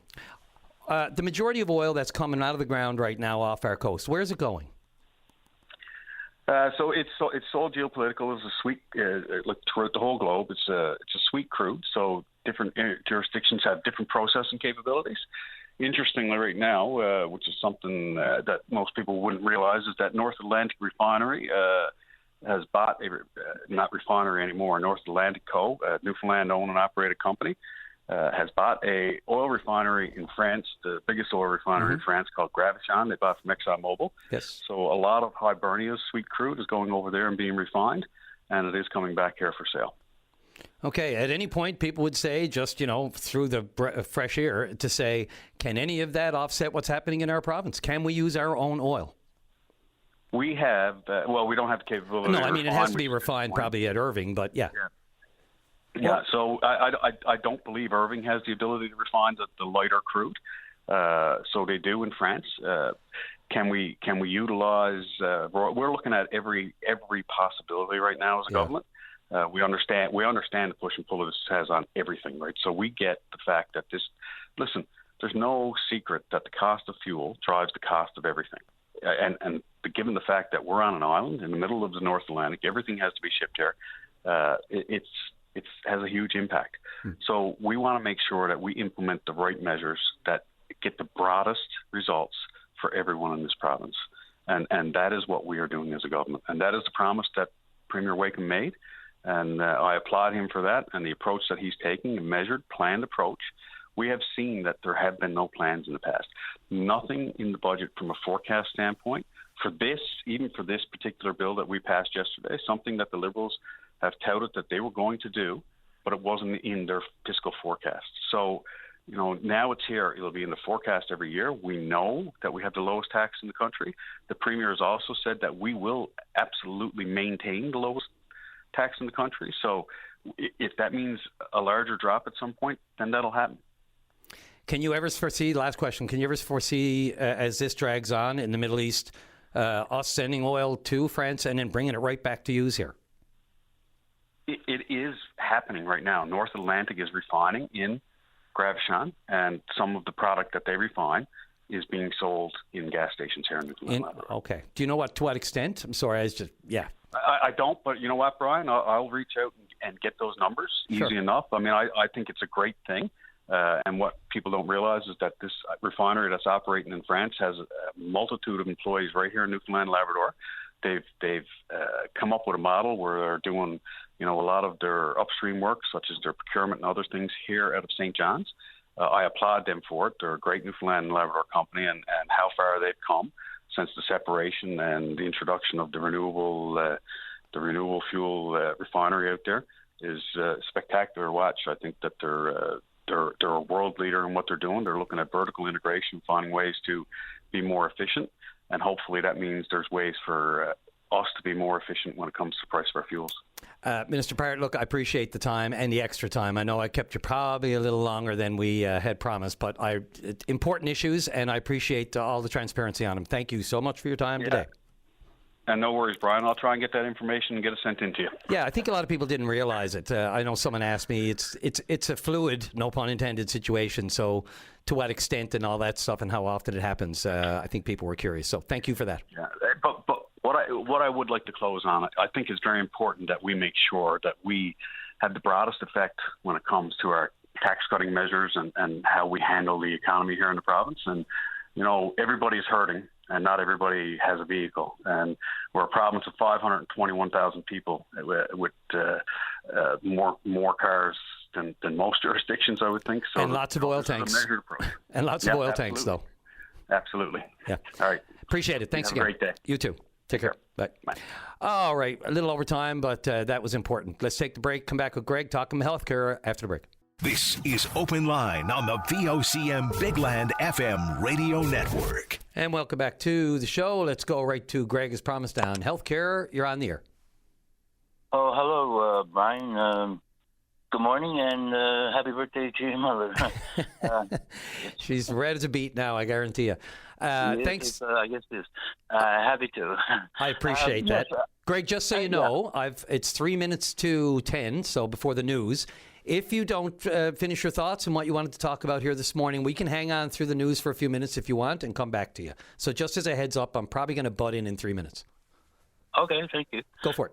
What's on my mind is we have a healthcare system, and I don't know if it's the previous government planned for police administration or government premier, and then had planned for Liberal Party had planned for new doctors and all that and everything else, and a system that they had planned for. I mean, a lot of them were doctors anyway, were empowered, and they had planned for the system, I guess, or this administration is planning for a system to be is acceptable, but it's not accountable to the people. Anyway, that's what I'm saying. The system is not accountable to the people, and I noticed like 24% or more of people who call in about healthcare are older people on your open line, and you have to give them directions, and it's hard for the older generation to navigate the system of phone calls and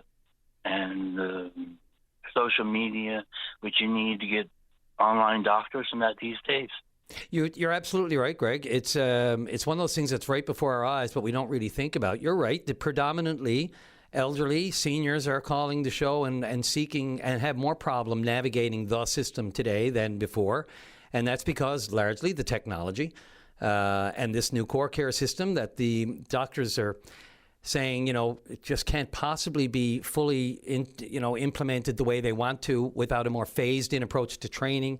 That enters into the whole move further toward technology. So if you don't have an advocate, and we do have a seniors advocate, in many cases, that's probably the first stop. But we have seniors advocates for that reason. But you're absolutely right. A lot of people even, are not comfortable going down that route. So you want to have, ideally, a family member and someone who can navigate the system with you. And if you don't have that, you're really in a tough spot.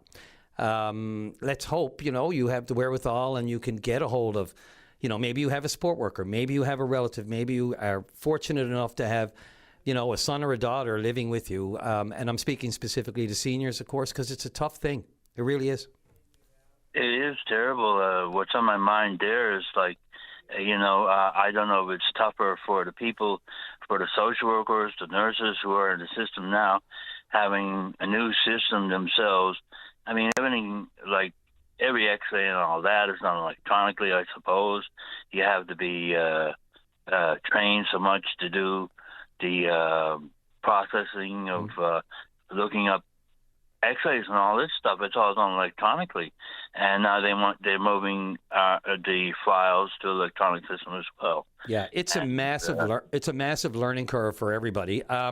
Greg, as said, I'm right at the news. Do you want to hang on for a couple of minutes? Just finish up your thoughts anyway. I don't want to rush you off. Sure, if you want to, I can hang on. Great. Okay, we're just going to take that break for the news, and we'll come right back to you as soon as I think it's Mr. Medor, or no, is it Sarah? Sarah Strickland's on the news there. Okay, yeah, let's take that break and put you on hold and come right back to Greg after the news. This is Open Line on the VOCM Big Land FM radio network. Thank you very much, Sarah Strickland. Right back to line number one, and let's rejoin Greg on line number one and finish and continue our thoughts on the healthcare system. Are you still there? Yes, I'm still here. I just wanted to say a little bit more on this. Like I said, we're dealing with a problem here with the healthcare system. We're promised doctors, we're promised hospitals, and look what happened in Corner Brook. I mean, it's full of people who have nowhere to go, homeless. I guess most of them are. Whole hospital there because I mean, there was no support for homelessness or permanent care there.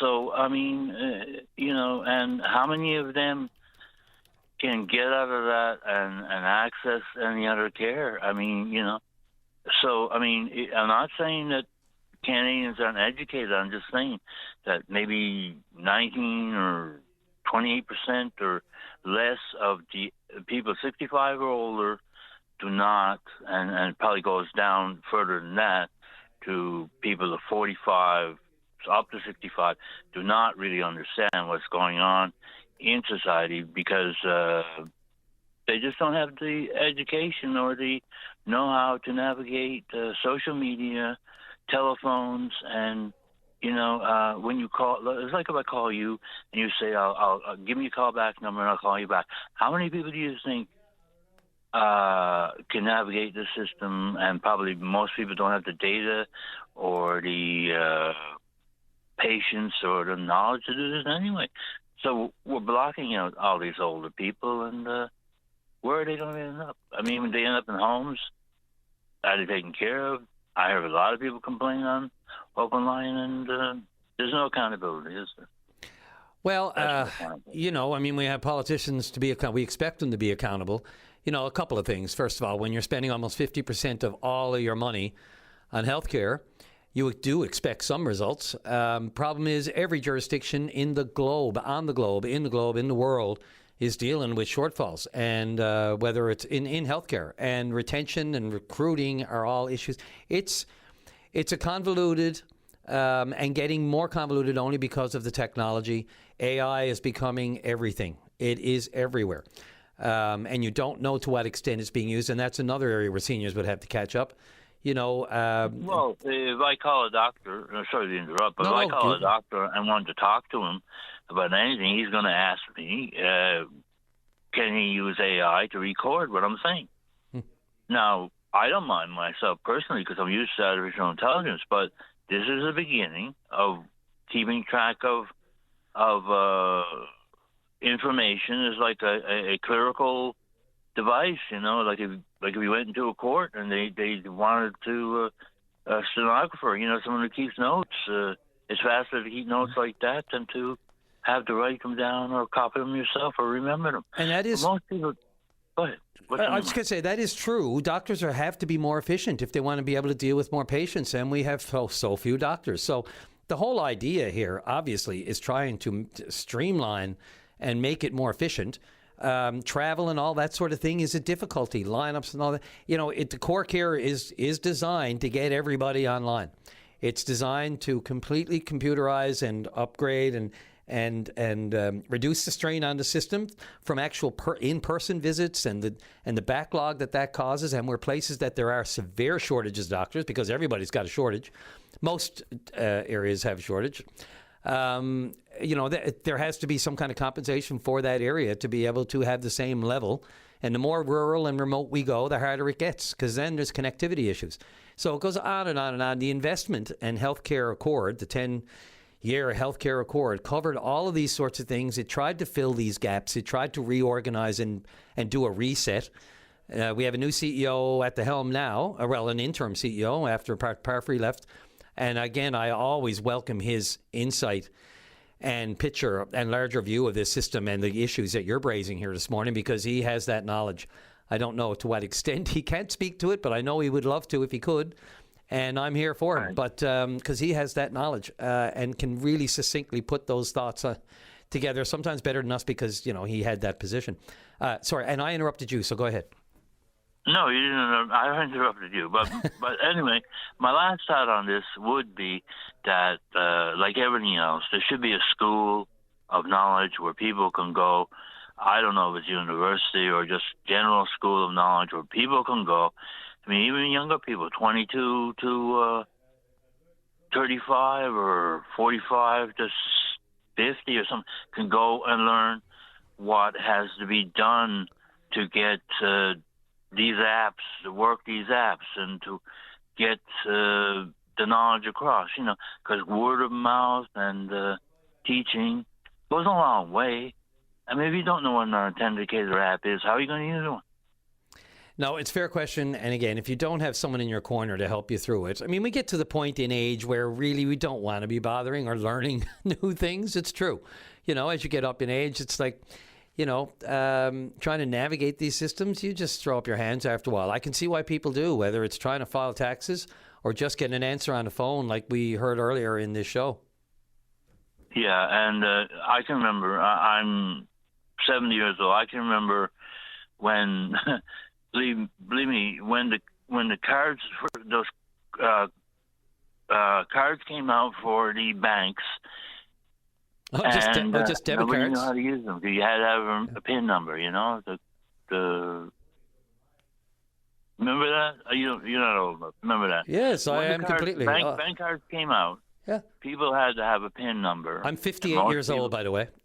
I'm 7. People didn't know how to use them. I can remember that. I remember going to banks, and people would say, how do you use this? Can you tell me how to use this? Because they had no knowledge of it. I mean, people learn, and we're not stupid people. We did learn, but we had to learn from each other. And this is the same way I'm saying, this is the same way with this. If we don't learn from each other, we're capable of learning. If we don't learn from each other, a lot of people will fall on the wayside. And that's my final thoughts on it. No, I think it's an important and insightful thought. Again, we need someone, you need to bridge that gap from the technology gap. And you're right. Initially, bank cards and PIN numbers and everything like that, we were escorting our moms and dads or our nans or whatever to the bank machine to show them how it worked. That worked, but that was a simpler, I would argue, I know it looks simple now, that was I would argue an easier learning curve than some of the technology today. I mean, if you don't have an iPad, or if you don't have a PC, or if you don't have a phone with all the gadgets, you're quickly going to be left behind. So I hear you. It's an interesting, and a well-acknowledged issue. What we can do about it to try to help people, pick up the learning curve, and especially people who want to, And if you don't, again, advocates are a big part of that. Greg, I'm right at the break. Appreciate the call. Yeah, okay. Bye-bye. Important point. Thank you very much. Bye-bye. All right, bye. All right. We'll take the break and come back with Edgar. Going to talk some bilingualism. Après le break. Right after the break. This is Open Line on the VOCM Big Land FM radio network. And welcome back to the show. Just before we get to our next caller, emailer just points out, as was noted, I think we discussed a little bit, or at least I noted it in my chat just then with Greg. Somebody with a majority of their career in healthcare leadership, specialized in entire career in strategic planning, clinical quality improvement, and patient safety across the country. And as was noted, what's being experienced here is, while sad and challenging, the emailer notes, not unique to this province at all. The old models are not sustainable. Innovative care models and technology are the only path into a future of sustained, consistent access and delivery. Consistent access too. Yes, absolutely. And again, that goes to the heart of the Health Accord, the 10-year plan for reorganizing and restructuring our healthcare system in this province to bring it up to an age. But again, with that comes gaps. So lots of meat on that bone we can get into. Let's go to Edgar on line number 1, and you're on the air. Morning, Brian. How are you? Good, sir. How are you? Oh, not too bad, boy. What's on the old brain today? Well, I was listening to the criticism of Mark Carney with Air Canada CEO. Yeah. Talking about being bilingual and whatever. I didn't know how important it was when I was going to school. I wasn't interested in it until my 6 grandkids in Alberta right now are bilingual, and the oldest one is only 12. Their mother is French. My son is up there. He met her in Peace River, and they got married and whatever, and they had 6 children. Wow, 6 kids. 6 kids, and I'm learning more French from them now than I ever learned all the time I was in school. But anyway, Mark Carney, when he went in, took the role as Prime Minister, he wasn't bilingual. He was, right now he's only 60-40. And he's in there a couple of years, I guess, close to it, is he? Just a year, yeah. This goes back to last election last year. He is an Anglophone, not the first Anglophone Prime Minister by far, obviously. Has some broken English, much like Francophone leaders who have clearly has some broken French, much like Francophones clearly have some broken English. You know, we've learned to accept and understand both as a country with 2 official languages.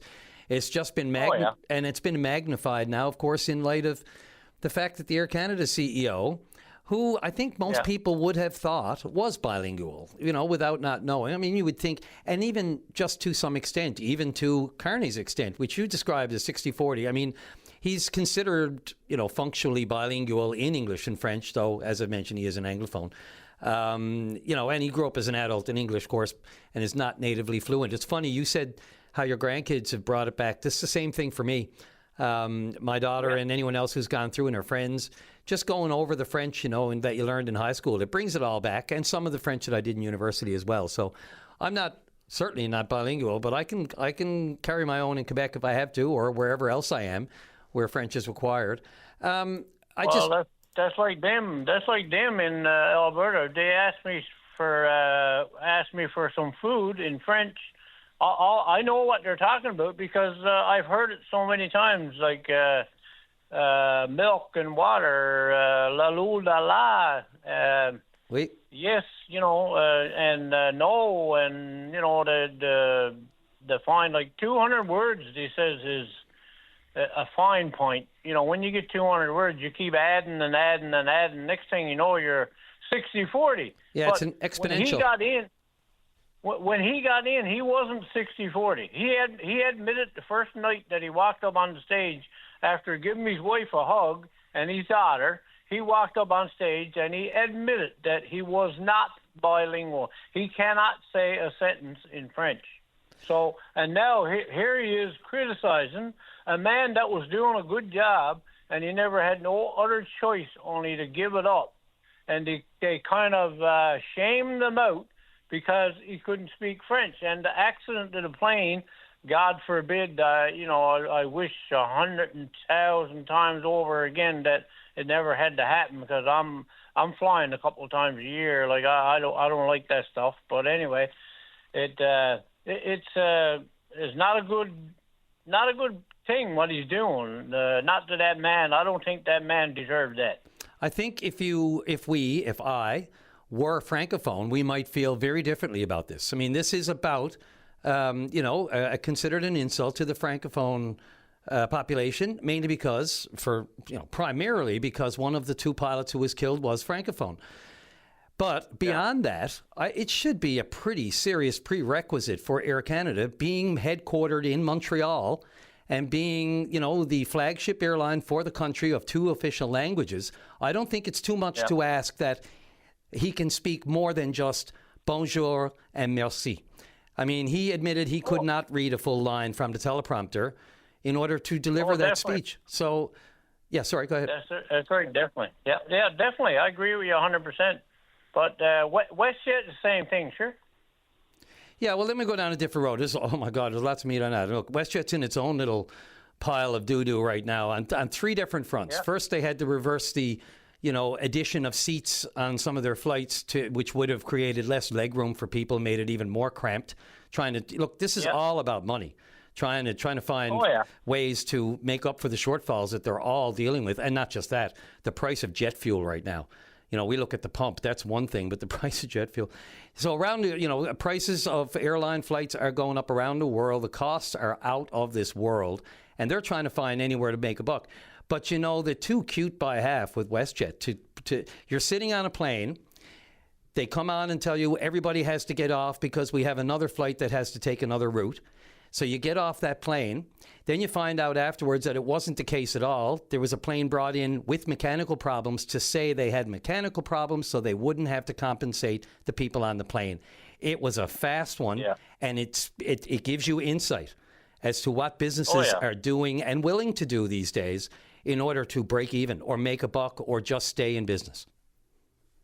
Like every trade that I've worked at, and I got 4 Red Seal journeyman trades. I took 4 while I was working on my own. Anyway, I got them all on my resume. I find it easy to get a job whenever I want to get a job. But to be the premier or the prime minister, you don't need any trade. Like there's no trade for it. I think you should go to school, go to university, and pass some kind of course that you can do this and satisfy the people and get the people to understand what they got to do and what they got to go through and everything else, what language you need, what education you need to be a part of the House of Commons, or be a part of even so much as a small town like I'm in here. Like, to be a leader of this town, a representative of the government, like you should have some kind of trade, like even to talk to people. Boy, like there's no education to it. Like it could be anybody that got grade 7 or grade 8 can go in there and people can vote them in, and they don't even know how to use a computer. I don't know how many elementary school dropouts or junior high school dropouts there are, but I would beg to differ just on one side of what you said. I mean, it's fine to be book smart and go to university, but life experience is what prepares you for a House of Commons, if you ask me. Or the kind of experience that, look, I don't think anyone disagrees. And in his quietest moments, even Mr. Poilievre and the NDP and others, they didn't like the fact that the rug was pulled out from under them before the last election, but Trump did it. And Carney was the person for the moment. Whether we like it, whether you like it, whether Tories like it, whether Liberals, whether anyone likes it, no one can disagree that, point to someone else who could have handled that Oval Office moment, who could have handled the global affairs, the reputation he has globally as the former Bank of Canada governor, the former Bank of England governor. He has all these connections. He had the respect of global leaders before he opened his mouth at Davos with that speech. Yeah. So that counts for something. And whether or not, he graduated from high school, the list is long of successful people who have never been to university. And that doesn't mean it's for everyone, and it doesn't mean it's not for everyone. But, he's certainly cut his teeth, and he's got the acumen to be the Prime Minister of Canada. I don't think there's any doubt there. But he was also... Oh, no doubt. He was also a very much a beneficiary of incredible timing. But there should be some kind of a certificate that you can show that you are capable of doing the things that they want you to do, Yeah, in most trades there is. Politics is a different beast because, you can come from a place of good knowledge and experience, not necessarily have to hold a paper in your hand, It happens, but, often, but, a lot of global experience, different types of the world, different types of facets, travel. You really got to travel the world to appreciate the context of other things going on in the world. Only because I'm right up against the clock here. Edgar, last comment before I let you go? Yeah, the guy that's Premier Newfoundland there now, I think he's doing a good job. Well, there you go. He was elected. We give him time. It's only been a few months. Maybe we'll see how you... Call me back after the budget. We'll talk then. See how you feel. Yeah, no problem. Yeah. Okay. All right, Edgar, thanks for the call. Really appreciate it. Good chat. Yeah, have a good day. You too. Thanks. All right, that's Edgar there, right there. That's a good chat. Let's take the break. Come back with Elvis Lovelace, the Liberal member for Fortune Bay, Cape Lahoon, right after the break. This is Open Line on the VOCM Bigland FM radio network. And into the home stretch for what is today? Tuesday. Yes, sir. Let's go right to line number 2 on Tuesday. And Elvis Lovelace, Liberal member for Fortune Bay, Cape Lahoon, you're on the air. How you doing, Brian? Good, sir. How are you? I'm doing very well. In the house last night a bit, or? Yeah, we did, and I think it's been referenced before. Unfortunately, we were shut down in debate, which is very, very disappointing. But I didn't think that we would see that government, especially when they were in opposition, that they would pull such a stunt that to close debate, and that's really at the end of the day is shutting us down, and our voice is our constituents' voice, and that's that's very unfortunate. But I'm calling, I guess, in terms of I want to sum up my week's visit. Constituency week was last week, and we go to our districts, which is very important. But before I do, I did hear Minister Parrott on, Brian, and some of the statements I have to respond to because as far as I'm concerned, one statement that he made, which I consider silly and unnecessary. And that was a statement around going to Houston. Him and the Premier went to Houston last week, and now the world knows about what Newfoundland and Labrador has to offer in the oil industry. Well, as far as I'm concerned, that's an insult to former premiers, former ministers, and certainly former or bureaucrats that attended those trade shows with premiers and ministers. And not only that, Charlene Johnson and her group, they have certainly let the world know what we have to offer in this province. And to say that is unnecessary, but I'll stop it at that because it's just a back and forth. But I believe that his comment was very unfortunate to those who have strived hard to put us on the map. We've been on the map, believe me. And, during COVID when we struggled, but the oil industry, we invested millions to keep it going because it was struggling. If we didn't, we would have set ourselves back in terms of the oil industry. And and with players like Murphy Oil in the past, and currently BP and Equinor, it's hard to believe that people were shocked to learn that we've got oil for export. Again, I'm with you. I don't want to get bogged down in that stuff, but go ahead. Absolutely not. And because the people don't want that. And I listened to your conversation, too, in terms of, permanency in terms of the gas break. The gas tax break has been happening for the last 4 years. The people of the province don't care about what we're saying in the House in terms of, is this permanent or not. Important? Absolutely. And we were, the bottom line for us, we were just pushing for a little bit of a break at the pumps. And that's the bottom line. And I'm telling you, anybody in the province, especially in my district, would say, listen, every bit of help counts during this very stressful time. So, and for us, for closed debate, at the end of the day, Brian, they could have had the House open before Christmas. We could have had all this done before Christmas, and there could have been tax breaks for the people of the province before Christmas. But they chose not to, and now we're up against the clock and trying to put that on us is disingenuous. But anyways, I will park that right there where it is and let the people of the province to determine, who's saying what's right here. But at the end of the day, we were fighting for a break for everybody in Newfoundland and Labrador.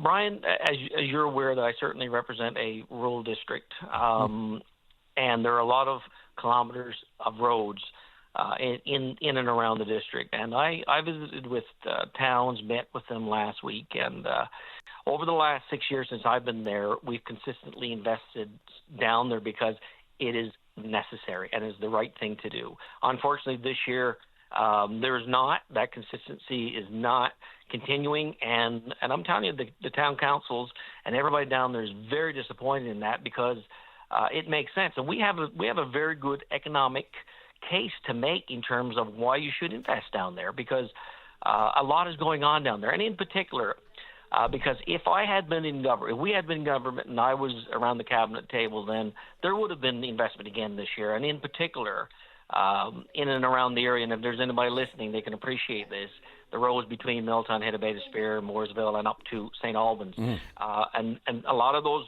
roads, Brian, I traveled last week, it's beyond repair, but it was to be done this year, and it's not going to be done. Very unfortunate, but we're hopefully going to be able to meet with the minister and with the mayors and plead our case and everything else, because as I said, we have a lot going on down there. We have the hydro, which some call it the jewel of the province. We provide power to lots of parts of the province, in Bay to Spare. So there's lots of reasons. And I also met with the gentleman in charge with ambulance operations down there as well. And he's telling me, he said, to leave with the ambulances, go over these roads is absolutely terrible. But I told him, we'll do everything we can to lobby the government to ensure that work does get done. And we'll see if that happens. But we'll certainly be lobbying. The other thing, and I won't go into other things because I certainly could talk about the fishery, but in terms of my district, I don't want to take too much of your time. The other piece is healthcare. And last year, we certainly made an announcement to build a 10-bed extension on the healthcare center in Harbour Breton that services the region. And that 10 beds would be long-term care beds and also open it up for acute care beds as well, which has been asked for of patients that go in there and struggle because there are not at this time. So I'm hoping that the government will move ahead with that, because they do talk that the minister have said we need more long-term care beds. So I'm challenging them that they will follow through on this, because it is a very important announcement for down there. I met with the minister in middle of January, actually, to talk about that and to talk about healthcare as a whole down in the Coastal Bays region, because we have the Beta Spirit Clinic in St. Albans, we have Mose Ambrose, we have Belorme, Hermitage, and not only that, Brian, we have isolated communities, right? And they don't have clinics in their communities, but they need care as well.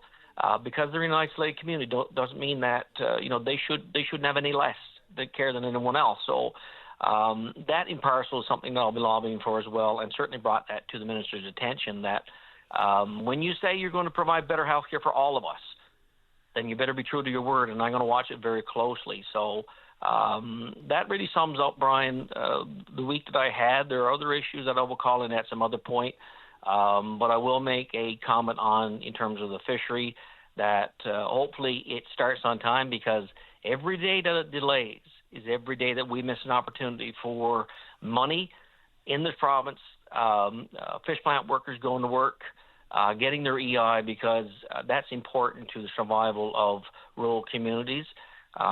So they need to get going, and hopefully that the two sides can get together and agree upon a price, and because it's over $1 billion industry and even more, and we can do more. And so hopefully that it will start on time for sure.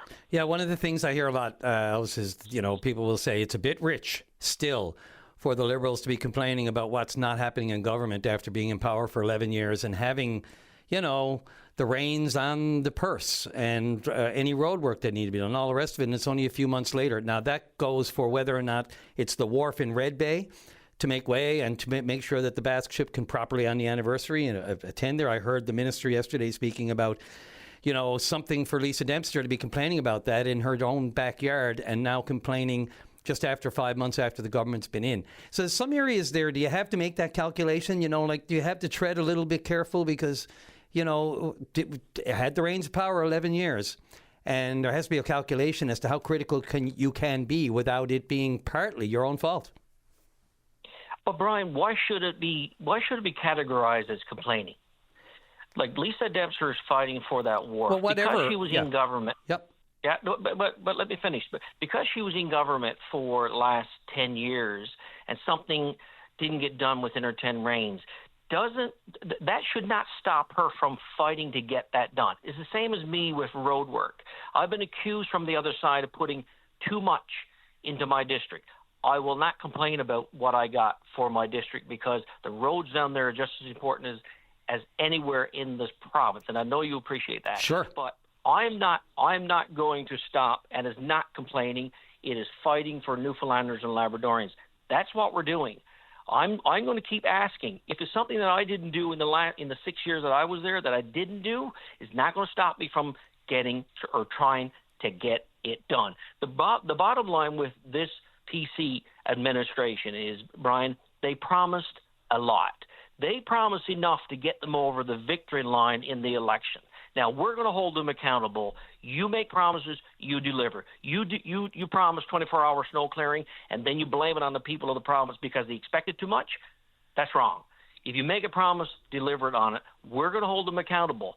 I'm not complaining. This is not a matter of complaining. When people of my district and other people in the province, they contact us to say, keep doing it, voice our concerns, that's not complaining. That's holding them accountable to do what's right for Newfoundlanders and Labradorians. And there's nothing wrong with complaining. I didn't say that. I'm just talking about what we're complaining about. Various projects or other things that people have said, the Liberals are complaining about now, and they had 11 years to do it. So it's not a complaint. It's not criticism's fine. Complaints, opposition is fine. That's all true, right? I mean, I'm not. That's got nothing to do with what we're talking about. I'm specifically saying the amount of messages I get talking about, look, it's all fine, but there is a level of responsibility for the last 11 years that goes with it. I'm with you 1,000%, Elvis. I've said it here on this program ad nauseum.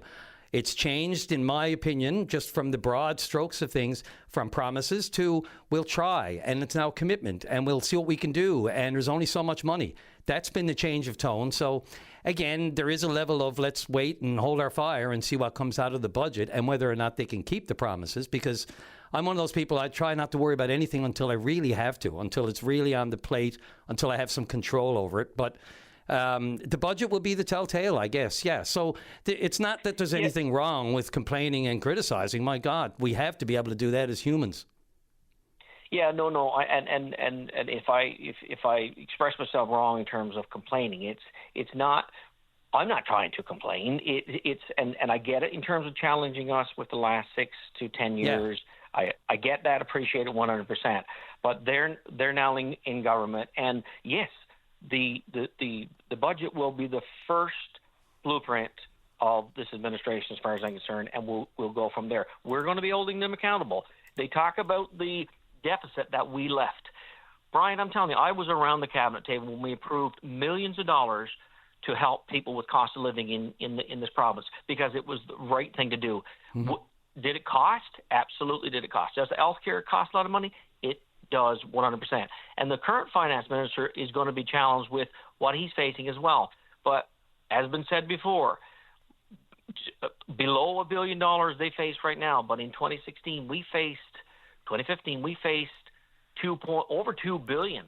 That was very challenging. And you don't mortgage over $2 billion in a short period of time and take care of it and take care of all the social needs in this province. So therein lies the challenge. So it's easy to point, the last 10 years they didn't do nothing. That's totally false. And I didn't say that. And I didn't say that either. No. Yeah. No, okay, I'm not saying saying that to you, but I think. Yeah.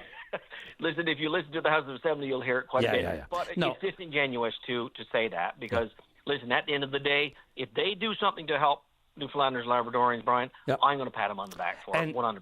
And in fairness, I did. I think Tony called in the other day, and I know you know who Tony is. He calls on a regular basis. He mentioned that, and I corrected him on that, because I'm tired of that kind of language too. No one did nothing. It's just, first of all, it's a double negative. It's wrong, but in any event, it's our speak, and it's what we know what we meant by it. Look, only because of the time, I appreciate the call always. There was a final thought I had. Somebody had mentioned, I can't find it here now. But look, Alice, anytime you're welcome to join the program and make these points. We'll wait to see what comes at the budget. And I'd just like to say thank you. Thank you very much. Yeah, no. but Brian, I appreciate the back and forth, and sometimes when there's challenges back and forth, that's good. That's healthy debate, and that's what the people of the province want in terms of healthy, respectful debate. Because at the end of the day, if that debate results in benefits for Newfoundlanders and Labradorians, I'll be at the table. Agreed. Hear to that. Okay. Thanks again for the call. Appreciate it. Anytime. Take care. All right, bud. Take care. Alrighty, last break of the morning, and then back with Craig.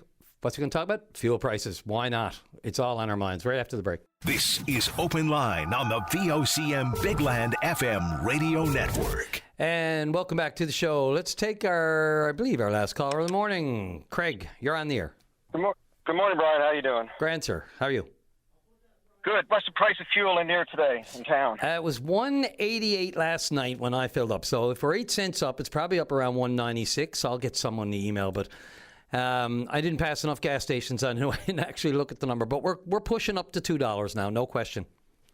Yeah, it's a 2.01 out here. I woke up this morning and I said, if the price of gas goes over $2, we got to get out and start protesting. Where's out here, by the way? Where are you located? I'm in Bayvert right now, okay. Bayvert Peninsula. Okay, there you go. Right. So the price difference between, say, Bayvert and in town is about $5,000 a truckload. So it's costing us $5,000 to bring that fuel out over the road. For one driver, 2 tanks of fuel, and 50,000 liters, it's costing us an extra $5,000 plus. That puts it into perspective. Well, exactly. It's simple math. Here we are. We're dealing with all this stuff. When COVID was happening, the price of fuel a barrel was $1.50, and we were paying basically $1.50 at the pump. And now it's at $1.12 or $1.20, and we're paying $2. So how is it that the price of gas is so much higher today than it was back then? And at the time, I Canada the day before they shut the place down. I ended up in Panama. I was there for 2.5 years. And the people down there got up on the streets, protested, burning tires and pallets for days, weeks, months, until the government forced the price of gas down to $1.90. I just checked it. It's $1.19 today, which is $1.59 Canadian. So a country like Panama, 4 million people that don't produce oil and gas, have cheaper gas than Canada that has an excess of oil and gas. How is that? How can that be? How is it that we are so blind by the manipulation of a system to take the money out of our pockets and put it into government and oil companies that are making billion-dollar profits quarterly? And how is it that we don't do anything about it? Is it because we're uneducated? We don't know what's going on? Is it because we're so passive? We don't care about it? We don't want to do anything about it? I mean, it's got to be a breaking point at some time in someone's life to realize that the government is taking the money out of our pockets, putting it into the pockets of the wealthy, and we suffer because of it. And because we're passive people, we don't want to be aggressive or angry or upset or cause trouble. We take on all the suffering ourselves. And because the price of gas is so high, people are not moving. So when people are not moving, that means that they're not spending. I drive between 60 and 100 kilometers a day just to come up and get a coffee from Fleur de Lis to Bay Verte, 32 kilometers. But now I won't do that. And many people are not traveling because the price of fuel is so high. So that means that they're not spending. So it means that the government is causing economic difficulty for our province by having the price of gas so high. Did you hear much of the conversation I just had with the energy minister a little while ago? Unfortunately, your power to your towers out this way is not strong enough. We don't get the reception all the time. I'll take that so under. I never really got to hear it. I'll take that under advisement. It's interesting. You mentioned the driving. You know, it's an insight into the mind and the workings and the machinations of government. When just in passing he mentioned, not everybody drives. So you eliminate a certain amount of people in their minds that aren't affected by the price of gas. I quickly mentioned the price of oil and the amount of people who have oil tanks, but still, point to be made. And you talk about, the people feel they have no, they become just disillusioned and feel like they have no power anymore and there's nothing they can do about it. I mean, look, governments, in theory, take in this money and put it back into services. That's the way it's supposed to work. How you prove they're not doing that is another thing. But I'll talk to, you mentioned protests, and even I think that was one of your key points that you wanted to get across. Maybe we should protest. You just look at what happened on Sunday. There was a big protest plan for Confederation Building, and lo and behold, whether it was the Premier who says he just advised the FFAW that there was another way around, that they just had to go to the price-setting panel and, request a postponement. But you can tell they have no appetite for protests on Confederation Building right now, especially when it comes to police horses and that kind of thing, from going back to the crab protest a year and a half ago. Yes. But they have no appetite for it. And, people think, the protest on Confederation doesn't do anything. It does. It's a visual. It does have impact. And I'm not suggesting, civil disobedience or anything like that. All I'm saying is people have a right to protest. And in my mind, it just looks like that's not something that the government really has an appetite for. So you never know. There might be a way of getting in the door that way, and maybe a little more flexibility on the price of gas and the pressure that needs to be applied with the budget not quite finalized yet, I would suggest. We saw in Nova Scotia, they had a budget almost finalized, and the pressure that came from the public forced them, if you will, to force their hand to go in and make changes to the cuts that they had planned. So it's not impossible, and there is power to the people. And I'll give you 30 seconds, Craig. I'm right to the 12 o'clock. Yeah, I mean, we got to do something. If we take Newfoundland and Qatar, the oil industry started off about at the same time. The Qataris, they have free health care, free education, no sales tax, no income tax. They get royalties from LNG gas. That's the only natural product they got there. Here in Newfoundland, we have all these natural resources. None of it's really developed to its full potential, and we only got a population of 500,000. Over in Qatar, there's 300,000 citizens that get all these benefits. The population is 2.9 million, so they bring in people to build up their economy, and the people of the province or the state or the nation benefits from it. We are not benefiting from our natural resources. It's given away. The King Danny said no more giveaways. What are we doing? We're still giving it away. We got to take back what's ours and force the government to do what's right for the people. Norway did it. Finland does it. Iceland does it. Why is it that small little Newfoundland can't do it with all the natural resources that we got? Yep. Listen, speaking to the converted, I'm all over it. Thanks, Craig. I got to get off to the end of the show. Thanks for the call, and call again. Appreciate it. God bless. Thanks. Take care. All right, that'll do it. Sarah Strickland waiting patiently there. Thanks for all the callers and emailers, people. Today, my God, somebody just emailed, you're growing on me. Sorry about that. Let's get off to the news. That's it for Open Line today. One more time, happy birthday, Mom, 92. Looking great. Drive safely, arrive alive, everyone. VOCM cares.